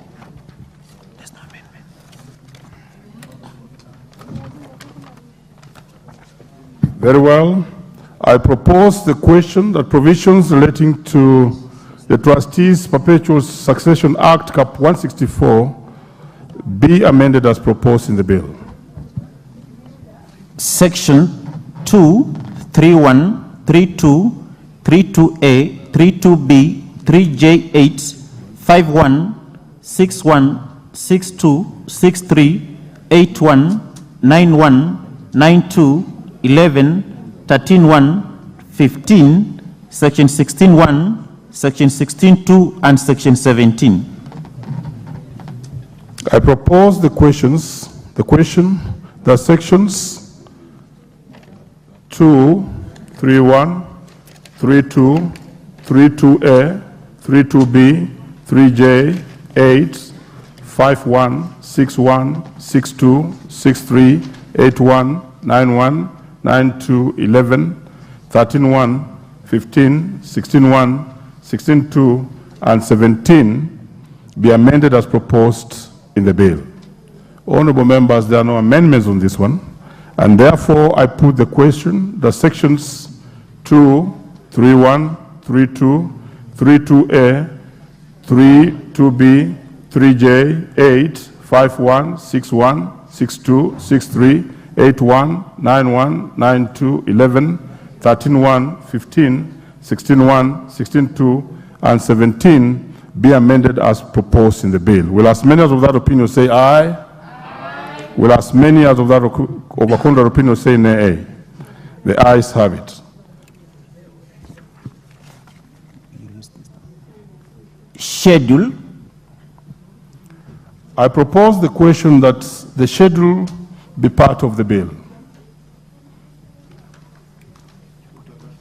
I now put the question that the schedule be part of the bill. Will as many as of that opinion say aye? Will as many as of contrary opinion say nay? The ayes have it. I now put the question that provisions relating to the Trustees Perpetual Succession Act, Cap 164, be part of the bill. Will as many as of that opinion say aye? Aye. Will as many as of contrary opinion say nay? The ayes have it. Provisions relating to the Industrial Training Act, Cap 237. I propose the question that provisions relating to the Industrial Act, I will take that again. I propose the question that provisions relating to the Industrial Training Act, Cap 237, be amended as proposed in the bill. Section 5B3. I propose the question that sections 5(3)(b) be amended as proposed in the bill. Honorable members, there are no amendments on this one, and I therefore put the question that sections 5(b)(3) be amended as proposed in the bill. Will as many as of that opinion say aye? Aye. Will as many as of contrary opinion say nay? The ayes have it. I now put the question that provisions relating to the Industrial Training Act, Cap 237, be part of the bill. Will as many as of that opinion say aye? Aye. Will as many as of contrary opinion say nay? The ayes have it. Provisions relating to the Traffic Act, Cap 403. I propose the question.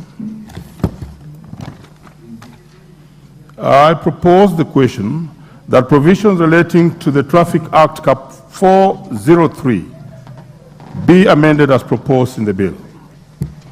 Section 117.3.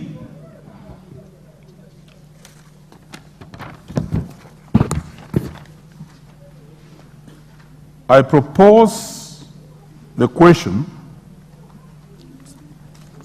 that sections 117.3 be amended as proposed in the bill. There are no amendments again, and therefore I put the question that sections 117.3 be amended as proposed in the bill. Will as many as of that opinion say aye? Aye. Will as many as of a contrary opinion say nay? The ayes have it. Section 117.8.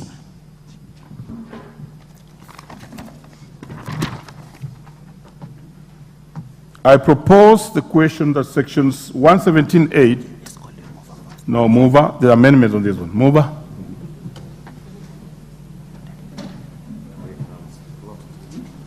Section 117.8. Mover. There's an amendment on this one. Leader of majority. Thank you, Honorable Speaker, and I beg to move that the Traffic Act be amended.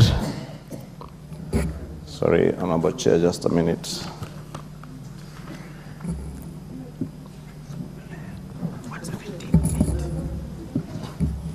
That is 117.8. Yes. Yes. The Traffic Act Cap 403 be amended as provided for in the order paper.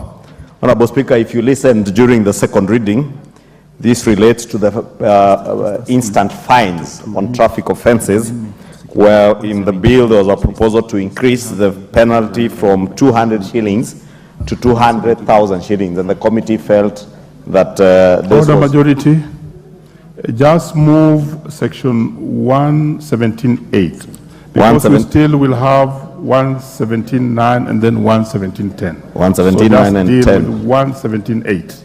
Thank you, Honorable Speaker.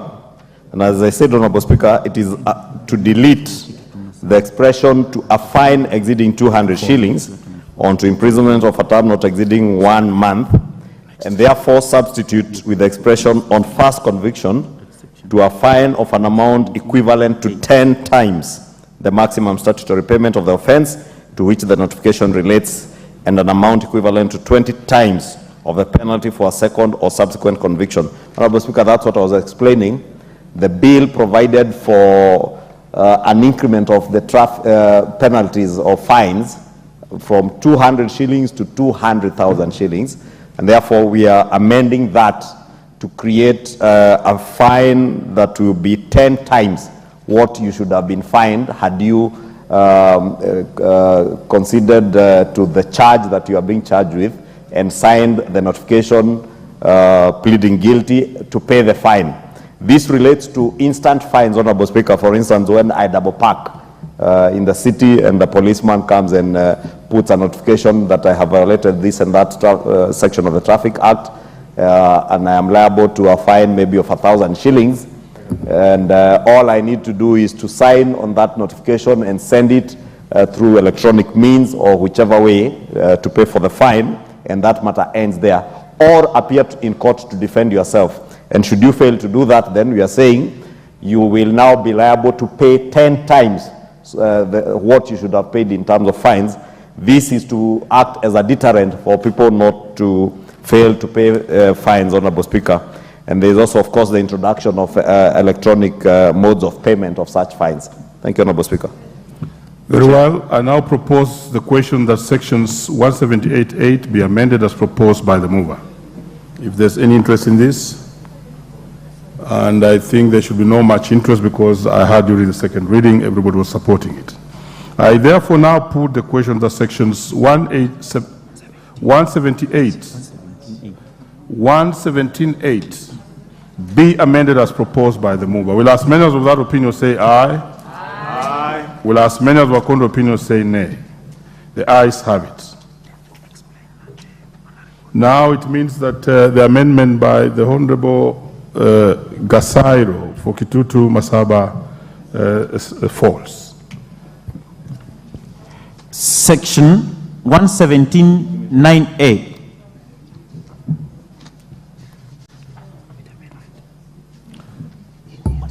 Mover. Thank you, Honorable Speaker. Section 117, I beg to move that Section 117.9A be amended as provided for in the order paper. Again, Honorable Speaker, this again relates to such fines for minor traffic offences. And Honorable Speaker, it provided for again that this would be moved to from 500 shillings to 500,000 shillings. And we are now amending to provide for payment to at least 20 times for people who are not first offenders. They will now be required to pay 20 times the maximum penalty payable for the offense of which it was provided for. But there's also the proviso that provided that where the notification relates to 2 or more offenses, the fine under this paragraph shall be based on the offense with the highest penalty under the notification. So for instance, if I, again, using the same example of double parking, I am charged with double parking and obstructing traffic, and maybe the penalty for obstructing traffic is 2,000 shillings and the one for double parking is 1,000 shillings. I will be required, if I do not pay the fine of 2,000 and 1,000 shillings by signing the notification and returning to court or appear in court, then the police will track me, charge me, and I will be required to pay 20 times the higher of the two penalties, which will be 20 times of the 2,000. You'll be required to pay a sum of 40,000 shillings. Again, as a deterrent, so that we ensure that even the minor traffic offenders, Honorable Speaker, and instill traffic discipline, Honorable Speaker. You've seen what happens in our cities and most of our roads. People overlapping and creating 4, 5, 6 lanes on a road that has 1 or 2 lanes, Honorable Speaker, and therefore creating a lot of inconveniences and costing many other Kenyans dearly, including ambulances getting stuck on roads, Honorable Speaker. We therefore must bring some sanity back into the traffic management of our country. I beg to move. Very well. I propose the question that sections 117(9)(a) be amended as proposed by the mover. Yes, Honorable Ridikiri. I think this is a very nice amendment, because what we are witnessing today in terms of accidents and traffic offenses almost everywhere, either by border, by private vehicles, even official vehicles, government vehicles. So I think as a matter of trying to control this and installing behavior and sanity on our loans, I support this amendment. And actually I'm saying it is even a very lenient amendment. It should have been made more punitive, because I think it has reached a point where now we have to tell Kenyans to do certain things by force. So, Mr. Chairman, I support this amendment and argue that it needs to be brought in very quickly and implemented into law. Thank you, Mr. Chairman. Yes, let's hear from the honorable member.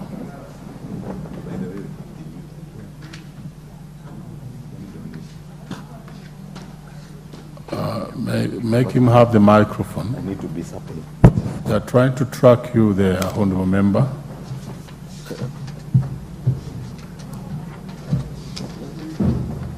Any microphone near there? Okay. Very well, thank you, Honorable Dikiri. Okay, thank you, Mr. Chairman. May I stand to support this amendment? Actually, what is going to cure is congestion in our law courts. Because if a fine can be made at the inception where the, where the offense has been committed, then there is no need to go to the court to congest there. And also, the fast, the speed of remuneration, whereby the money is paid immediately and the charge is like done on what I would call real time. And actually, that's the way we should go. Let us be real time, because technology is with us here. Let's make use of the technology. Thank you. Very well. Ruku, finally.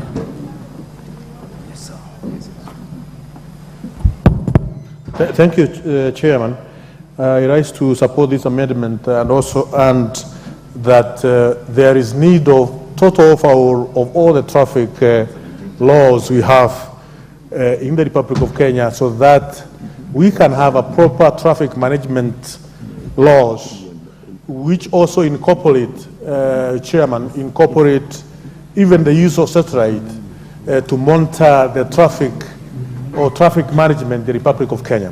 That the Republic of Kenya must have a dedicated satellite for purposes of traffic management, such that once you have an offense, you are billed there and then, regardless of where you are, whether you are in Turkana, whether you are in Ramu, whether you are in Kikuyu, or even in Nairobi. So there is need for a serious overhaul of the traffic laws, so that we can have a proper traffic management laws, which will also go a wrong way in increasing the revenue of the government. Thank you, Chairman. I had said you'll be the last one, but the honorable member had wanted to speak on this. Let's hear Honorable Aika. Asante mwenyekiti kwa kunipatia hii fursa niweze kuchangia kwa mambo ya mabadiliko haya ya sheria hizi za barabarani. Na kabla sijaunga mkono, tukizungumzia mambo ya barabarani, nataka kutoa pole zangu kwa waliohusika na ajali ya Kenyatta, ilikuwa kule Taita Taveta mahali inaitwa Maungu, Voi. Nataka kutoa rambirambi zangu kwa familia wa wote waliopatwa na msiba huo. Nasema pole sana kama makaunti wa Taita Taveta. Na niseme ni wakati sasa umefika tuweze kubadilisha hizi sheria za barabarani ili kuwe na ufasaha. Ajali zimekuwa mingi. Jumamosi pia nazika mtoto ambaye alipata ajali, mwanafunzi alipata ajali upande wa Kapsabet. Kwa hivyo misiba imekuwa nyingi, watu wanapoteza maisha kwa ajili ya ajali za barabarani, na nataka kuunga mkono mabadiliko hayo nikisema ni wakati sasa yaweze kufanywa kazi. Asante sana. Very well. I now put the question that sections 117(9)(a) be amended as proposed by the mover. Will as many as of that opinion say aye? Aye. Will as many as of contrary opinion say nay? The ayes have it. Section 117(10).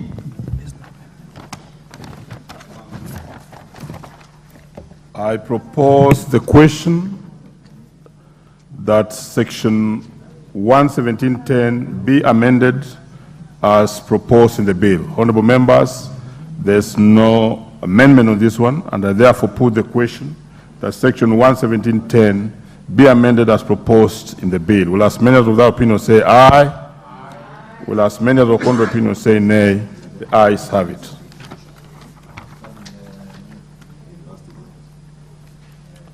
I now put the question that provisions relating to the Traffic Act Cap 403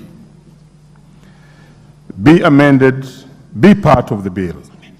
As amended, I will take it again. I now put the question that provisions relating to Traffic Act Cap 403 as amended be part of the bill. Will as many as of that opinion say aye? Aye. Will as many as of contrary opinion say nay? The ayes have it.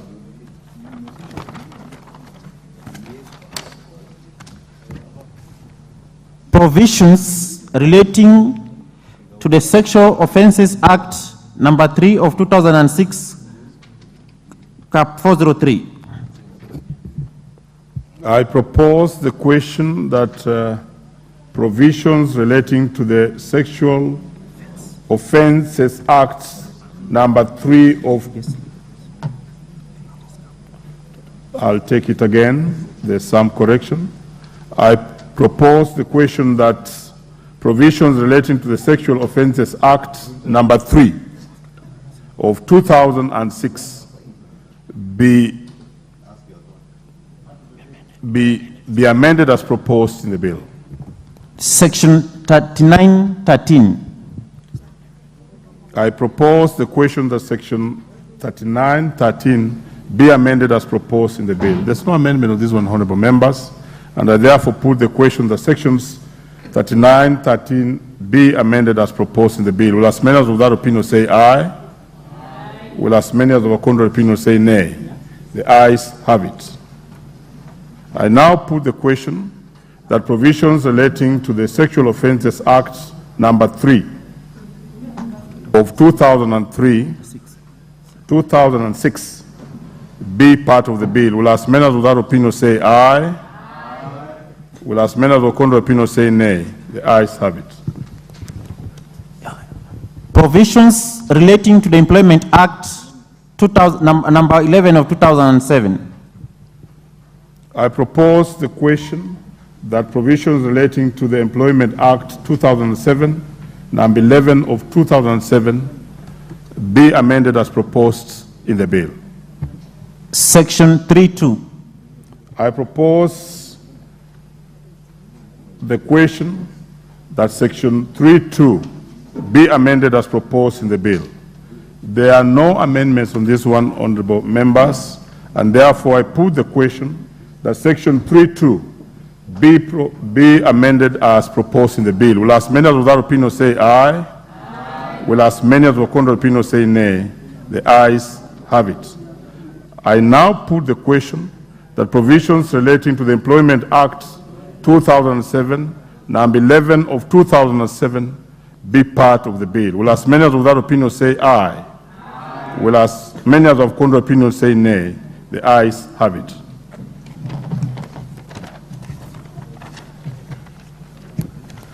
Provisions relating to the Veterinary Surgeons and Veterinary Paraprofessionals Act, number 29 of 2011.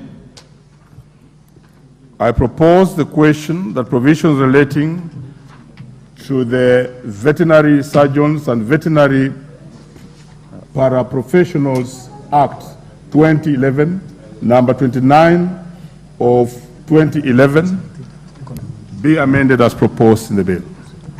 Section 2. Mover. Thank you, Chair. Chair, we propose that we do not adopt the definition of annual premises license because the proposed amendment amends the term annual license to annual premises license, but does not amend the actual definition. Section 26 of the Act provides for registration of veterinary surgeons and not premises. So veterinary surgeons act as they are. They are the ones who are licensed. It's not the premises. So we adopt the definition of our premises. It means it's that facility that we are licensing.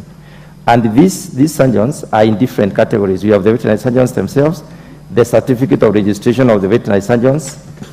They have the Act provides for registration of the following. One of them is the surgeons themselves. Secondly is the certificate of registration of the surgeons. Then an application for registration as a veterinary surgeon or paraprofessional. And then there are the certificate holders as veterinary paraprofessionals. So it's different categories. Then there is also the notification of particulars in the register. The licenses also to practice as a veterinary surgeon. There's another license. And the other license is the license to practice under a veterinary surgeon by a veterinary paraprofessional. So we have veterinarians themselves registered and the paraprofessionals who are not surgeons as it were. So we cannot talk about a premises. Very well. I propose the question that section 2 be amended as proposed by the mover. I don't know if this will attract some debate. In the event there's no debate, I put the question that section 2 be amended as proposed by the mover. Will as many as of that opinion say aye? Aye. Will as many as of contrary opinion say nay? The ayes have it. Section 2.1, Section 6.2a, and Section 2n.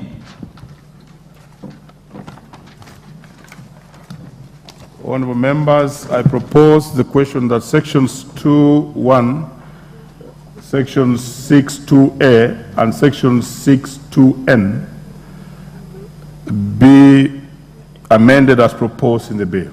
Honorable members, there are no amendments on this one, and therefore I put the question that sections 2.1, 6.2a, and 6.2n be amended as proposed in the bill. Will as many of that opinion say aye? Aye. Will as many of the contrary opinion say nay? The ayes have it. Section 16.5. Honorable members, I propose, before I propose the question, there are amendments on this one, so the mover. Chairperson, Agriculture and Livestock. Chair, section 2.2, or maybe you are not there. I don't know that you passed. Section 16.5. Section 16.5. You are proposing a deletion. We are proposing that we do not take the amendment for the following reasons. The amendment presupposes that the proposed amendment is that if the board is satisfied, the applicant, let me just say the reasons. The registrar is subjected to the directive of the board. So the Act provides for the board to direct the registrar to effect registration and issue certificate of temporary registration. The Act itself, that is further puts emphasis on the provision of Section 26 on registration. Proceed. So This has nothing to do with what you are doing. The amendment seeks to do away with the directive of the board to the registrar and omits the emphasis on the requirements of Section 26. So if we adopt the amendment, we shall basically do away with the directive of the board and the emphasis that Section 26 puts on this act. And I've seen Section 26 basically emphasizes the provisions of on registration. Very well. I propose the question that Section 16.5 as proposed be amended as proposed by the mover. Maybe this should attract some debate. In the event there's no debate,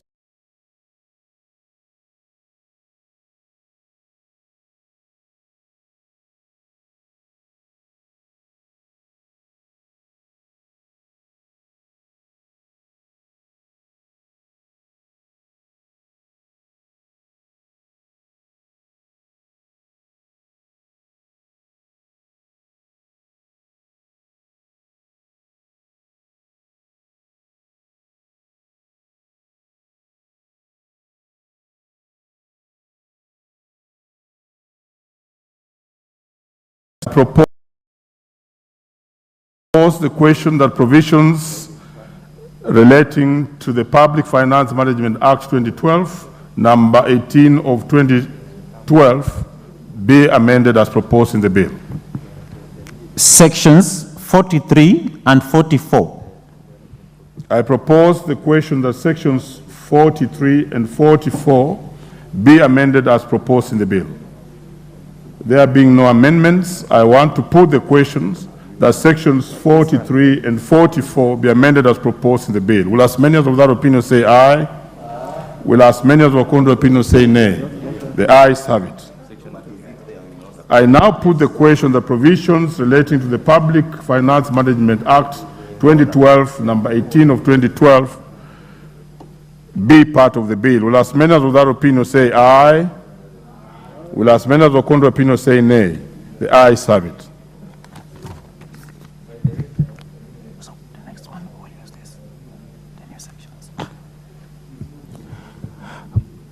Provisions relating to the Universities Act 2012, number 42 of 2012.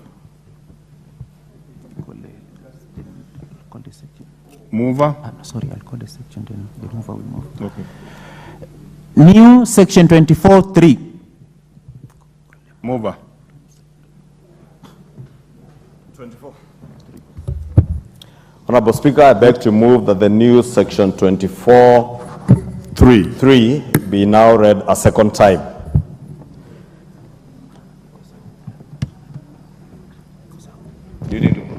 I propose the question that new section 24.3 be now read a second time. At this particular level, there should be some debate if there's need for debate. But let me hear the point of order from Makali. You know, Mr. Chairman, yes. Honorable Chair, the majority leader is very much aware that this being a new clause is to be moved and explained. You can't just say I move to the new clause and there's no explanation of the import of the clause. This being a new clause is actually supposed to generate some debate, but he needs to move and explain what is the importance of this, what is it doing to the bill, which he has not done. That's why I'm on a point of order. No, very well. I was to propose first, so you are ahead of our business, but now the mover can come in and explain.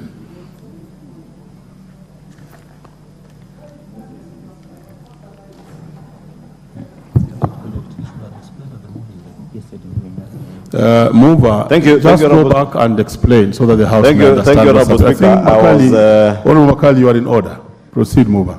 I was consulting with the chair of the relevant departmental committee, the Honorable Meli. Honorable Speaker, this the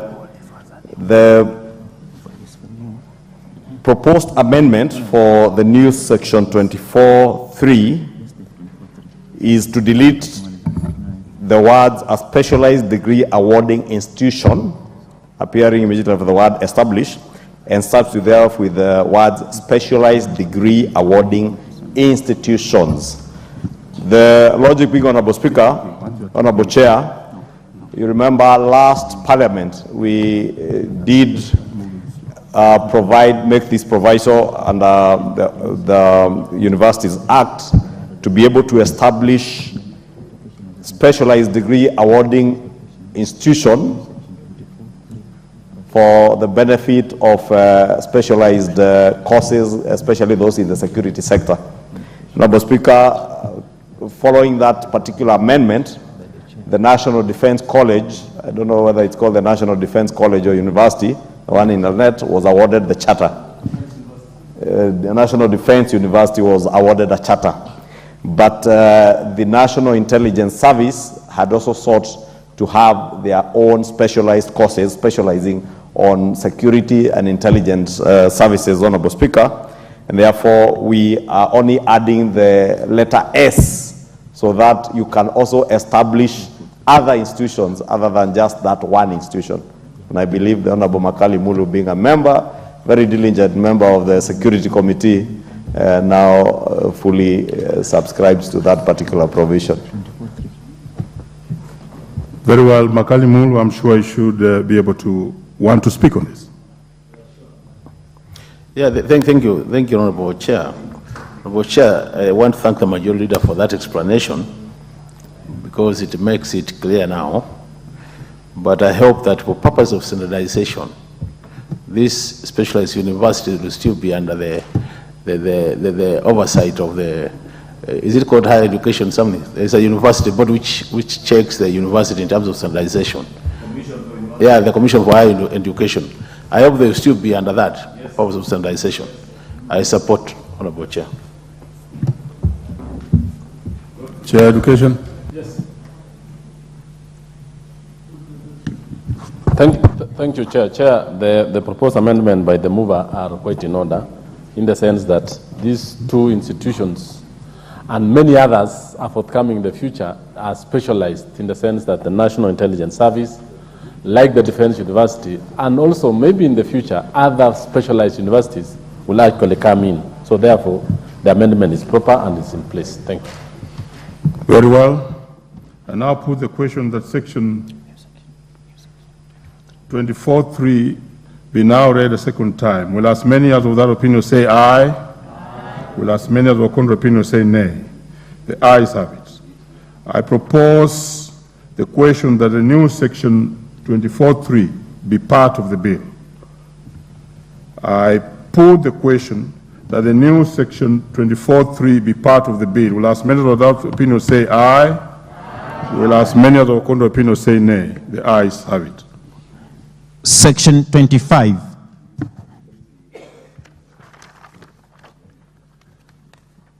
I propose, mover, section 25, Chair Education.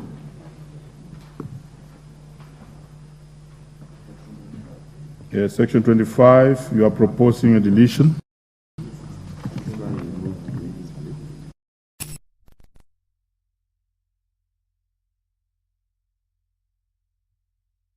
Earlier by a member being. So who takes it?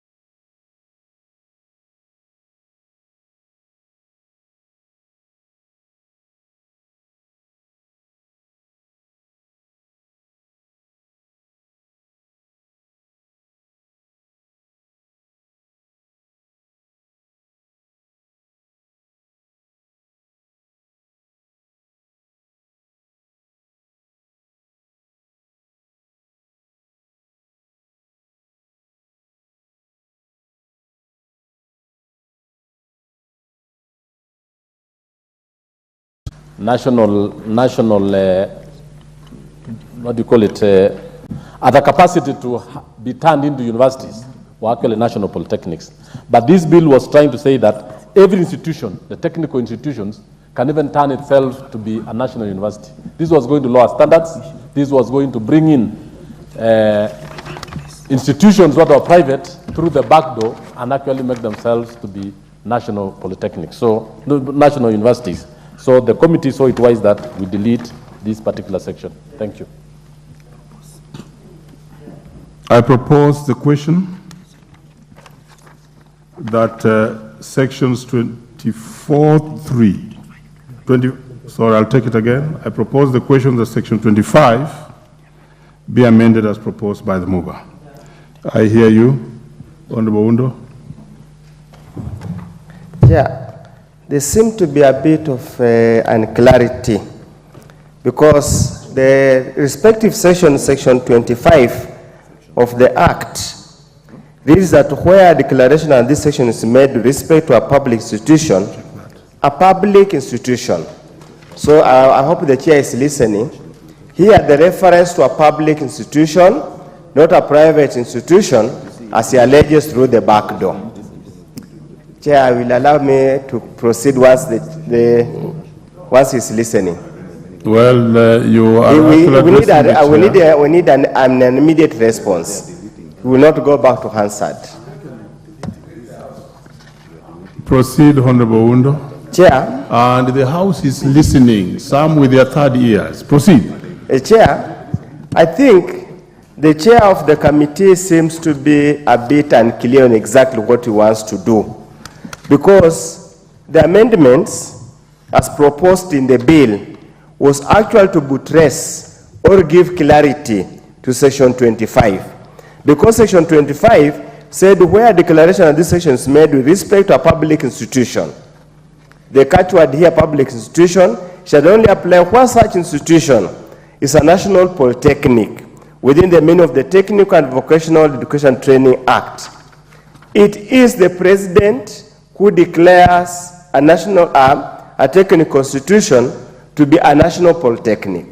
So the purpose of that particular clause or section was to put into place a progression system where an institution can start as a TVET, become a national polytechnic, and then by the declaration, it can then become a national, or it can become a specialized university.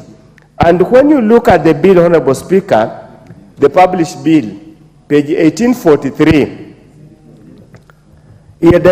and says a declaration under this section, now it adds to the already existing, so declaration under this section shall only apply to a public institution.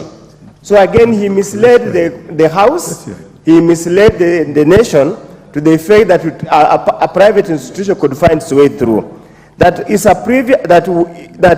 or previously was a national polytechnic within the meaning clearly indicated, and number two, that has the requisite physical facilities and human resource capacity that are appropriate for a technical university. So on that score, Chair, yes, and I want to persuade the team that probably the chair might have not been very clear what he's talking about, and probably I would ask him to withdraw that amendment and let the amendment that is in the bill stand. Thank you, Honorable Chair. Yes, Leader. Chair, Professor Udo is right.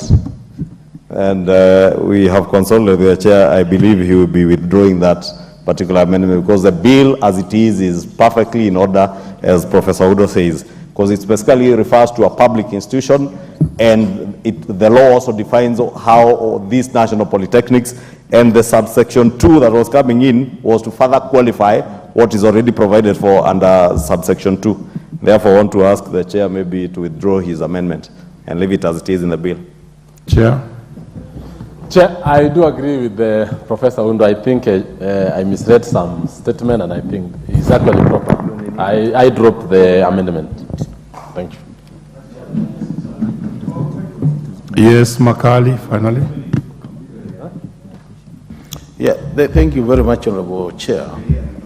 Honorable Chair, even as I agree with that to withdraw, I think it's important we go on record on this matter that one of the problems we have been facing as a country, Honorable Chair, is a situation where we converted our middle level institutions into universities. And we lost the middle level cadre in terms of skills. So even as we do this, it's something I would really wish that is done in a very cautious way to avoid going back to where we have come from, Honorable Chair, where we converted all our middle level institutions to universities, and you can see where we are.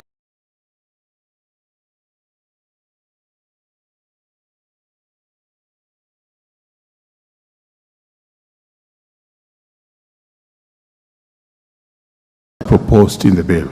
Will as many as of that opinion say aye? Aye. Will as many as of the contrary opinion say nay? The ayes have it.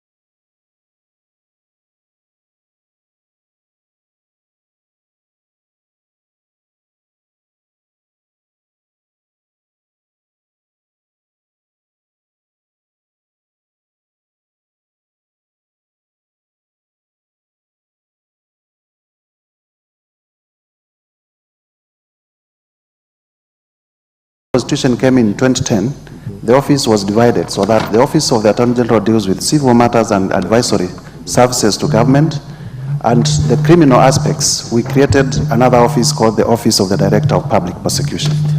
As members debate, one of the justifications for creating the advisory board so that the Office of the Attorney General gains autonomy in terms of management of its own staff is also benchmarked on the practice at the Office of the Director of Public Prosecutions.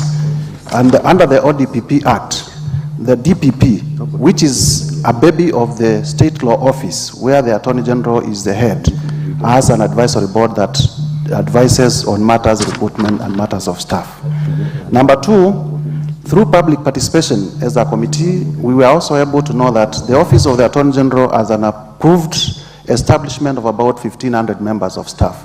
However, because the recruitment is done elsewhere at the Public Service Commission, they have only been able to fill a third, and therefore, as members would ascertain, while we have a prosecutor basically in every court in this country, there are counties, many of them, over 30, that do not have a representative of the State Law Office. And therefore, at the county level, government functionaries have not been able to get advice, and government has not been able to be represented in civil matters. Very well. And therefore, the justification for the creation of the advisory board, so that the peculiarity of the Office of the Attorney General in terms of management of its own staff is justified. A short comment. No, we have had enough of this. But because of Makalimulu, what's this clarification? It's very important, Mr. Chairman. I Yes, agree with all the proceed explanation. with important I agree matter. with all the explanation. Yeah. But we are saying delete Public Service Commission. We are not saying delete and replace the advisory board. Where is this board captured in this law? Chair. Thank you very much. Honorable Chair, I think I need to retake this again. What we are proposing to do under the Office of the Attorney General is actually to delete the proposed amendments, all of them, as shown on the bill, and substitute, therefore, the following new proposed amendments in the proper chronological order and as shown on the order paper. Then what we are supposed to do is amend sections 2, sections 9.2, 9.5d, 13. We will have to insert a new section 20a, 20b, 20c, 20d, 28a, 33a, up to fair. And the justification is exactly what I have given. It is what we have debated on, that in entire of these proposed amendments, we have to strengthen the office of the Honorable Attorney General so that it is able to recruit, promote, and retain its staff. The arguments are exactly what we have advanced. So I beg to move. Makali is satisfied, and please refer to the order paper. Are you okay, Honorable Makali? I can then proceed and put the question. Yeah. And Honorable Wundo, we also refer to the order paper. Let me put the question that section 13 be amended as proposed by the mover. Will as many as without opinion say aye? Aye. Will as many as with contrary opinion say nay? The ayes have it. I now put the question that provisions relating to the Attorney General Act 2012, number 49 of 2012, as amended be part of the bill. Will as many as without opinion say aye? Aye. Will as many as with contrary opinion say nay? The ayes have it. Provisions relating to the Civil Aviation Act 2013, number 21 of 2013.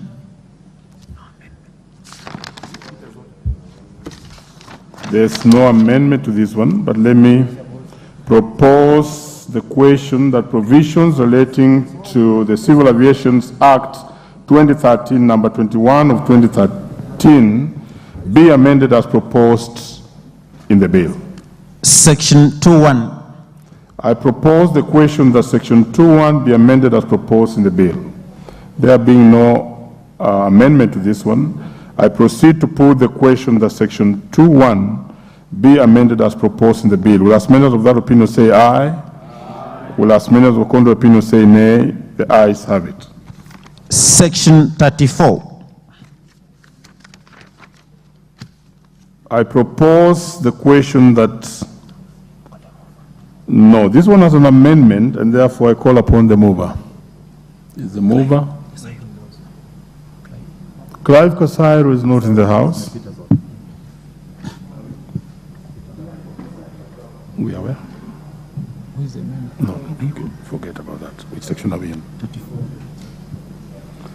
Yes, the proposed amendment was to be by the Honorable Member for Kitutu, Masaba, Honorable Clive Kasairo. So, Clive Kasairo not being in the house, the amendment is dropped.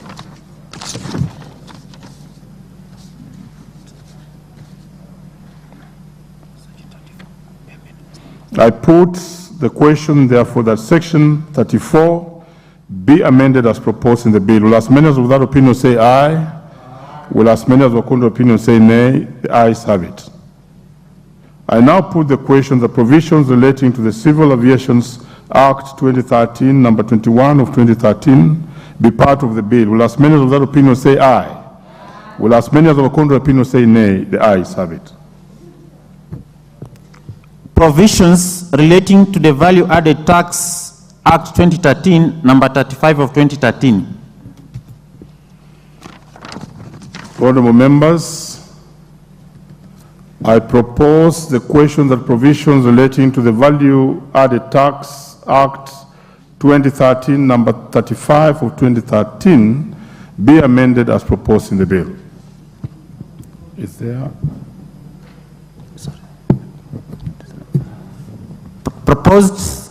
New proposed amendment to section A of part 1 of the first schedule. That is that controversial amendment.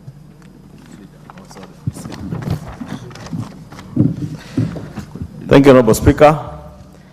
I beg to move that the Value Added Tax Act of 2013 be amended as proposed on the order paper.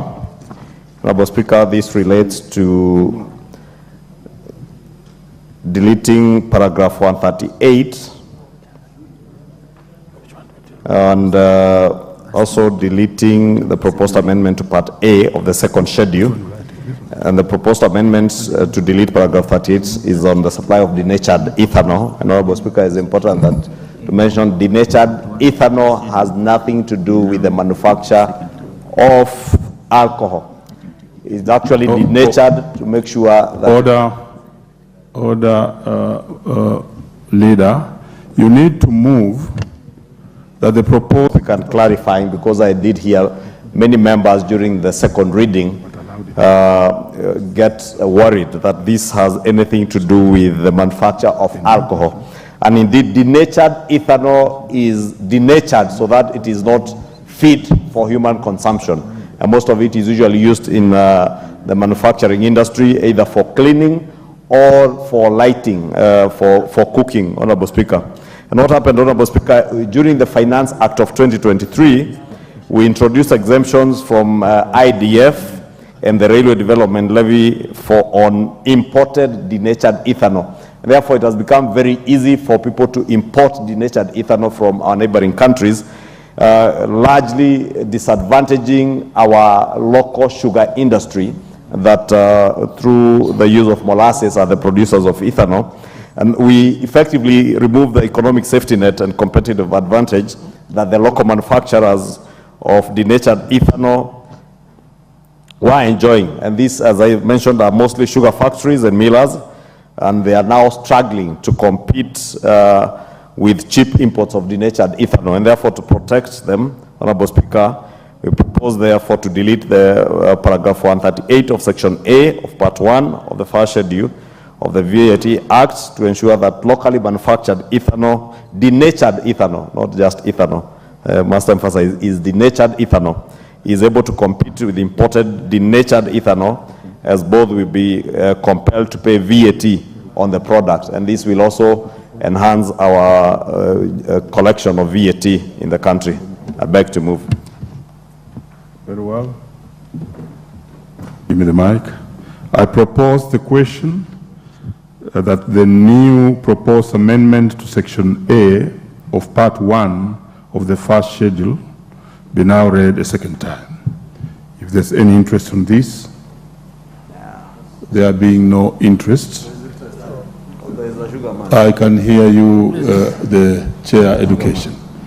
Thank you, Chair. I want to support the mover in the sense that as we speak now, local factories, both public and private, have huge tons of ethanol, and that it will actually, when this particular bill is passed, it will also assist in actually bringing in revenue, and at the same time, it will also allow our farmers to have some much needed revenue to actually be part of the income that we get in our farming sector.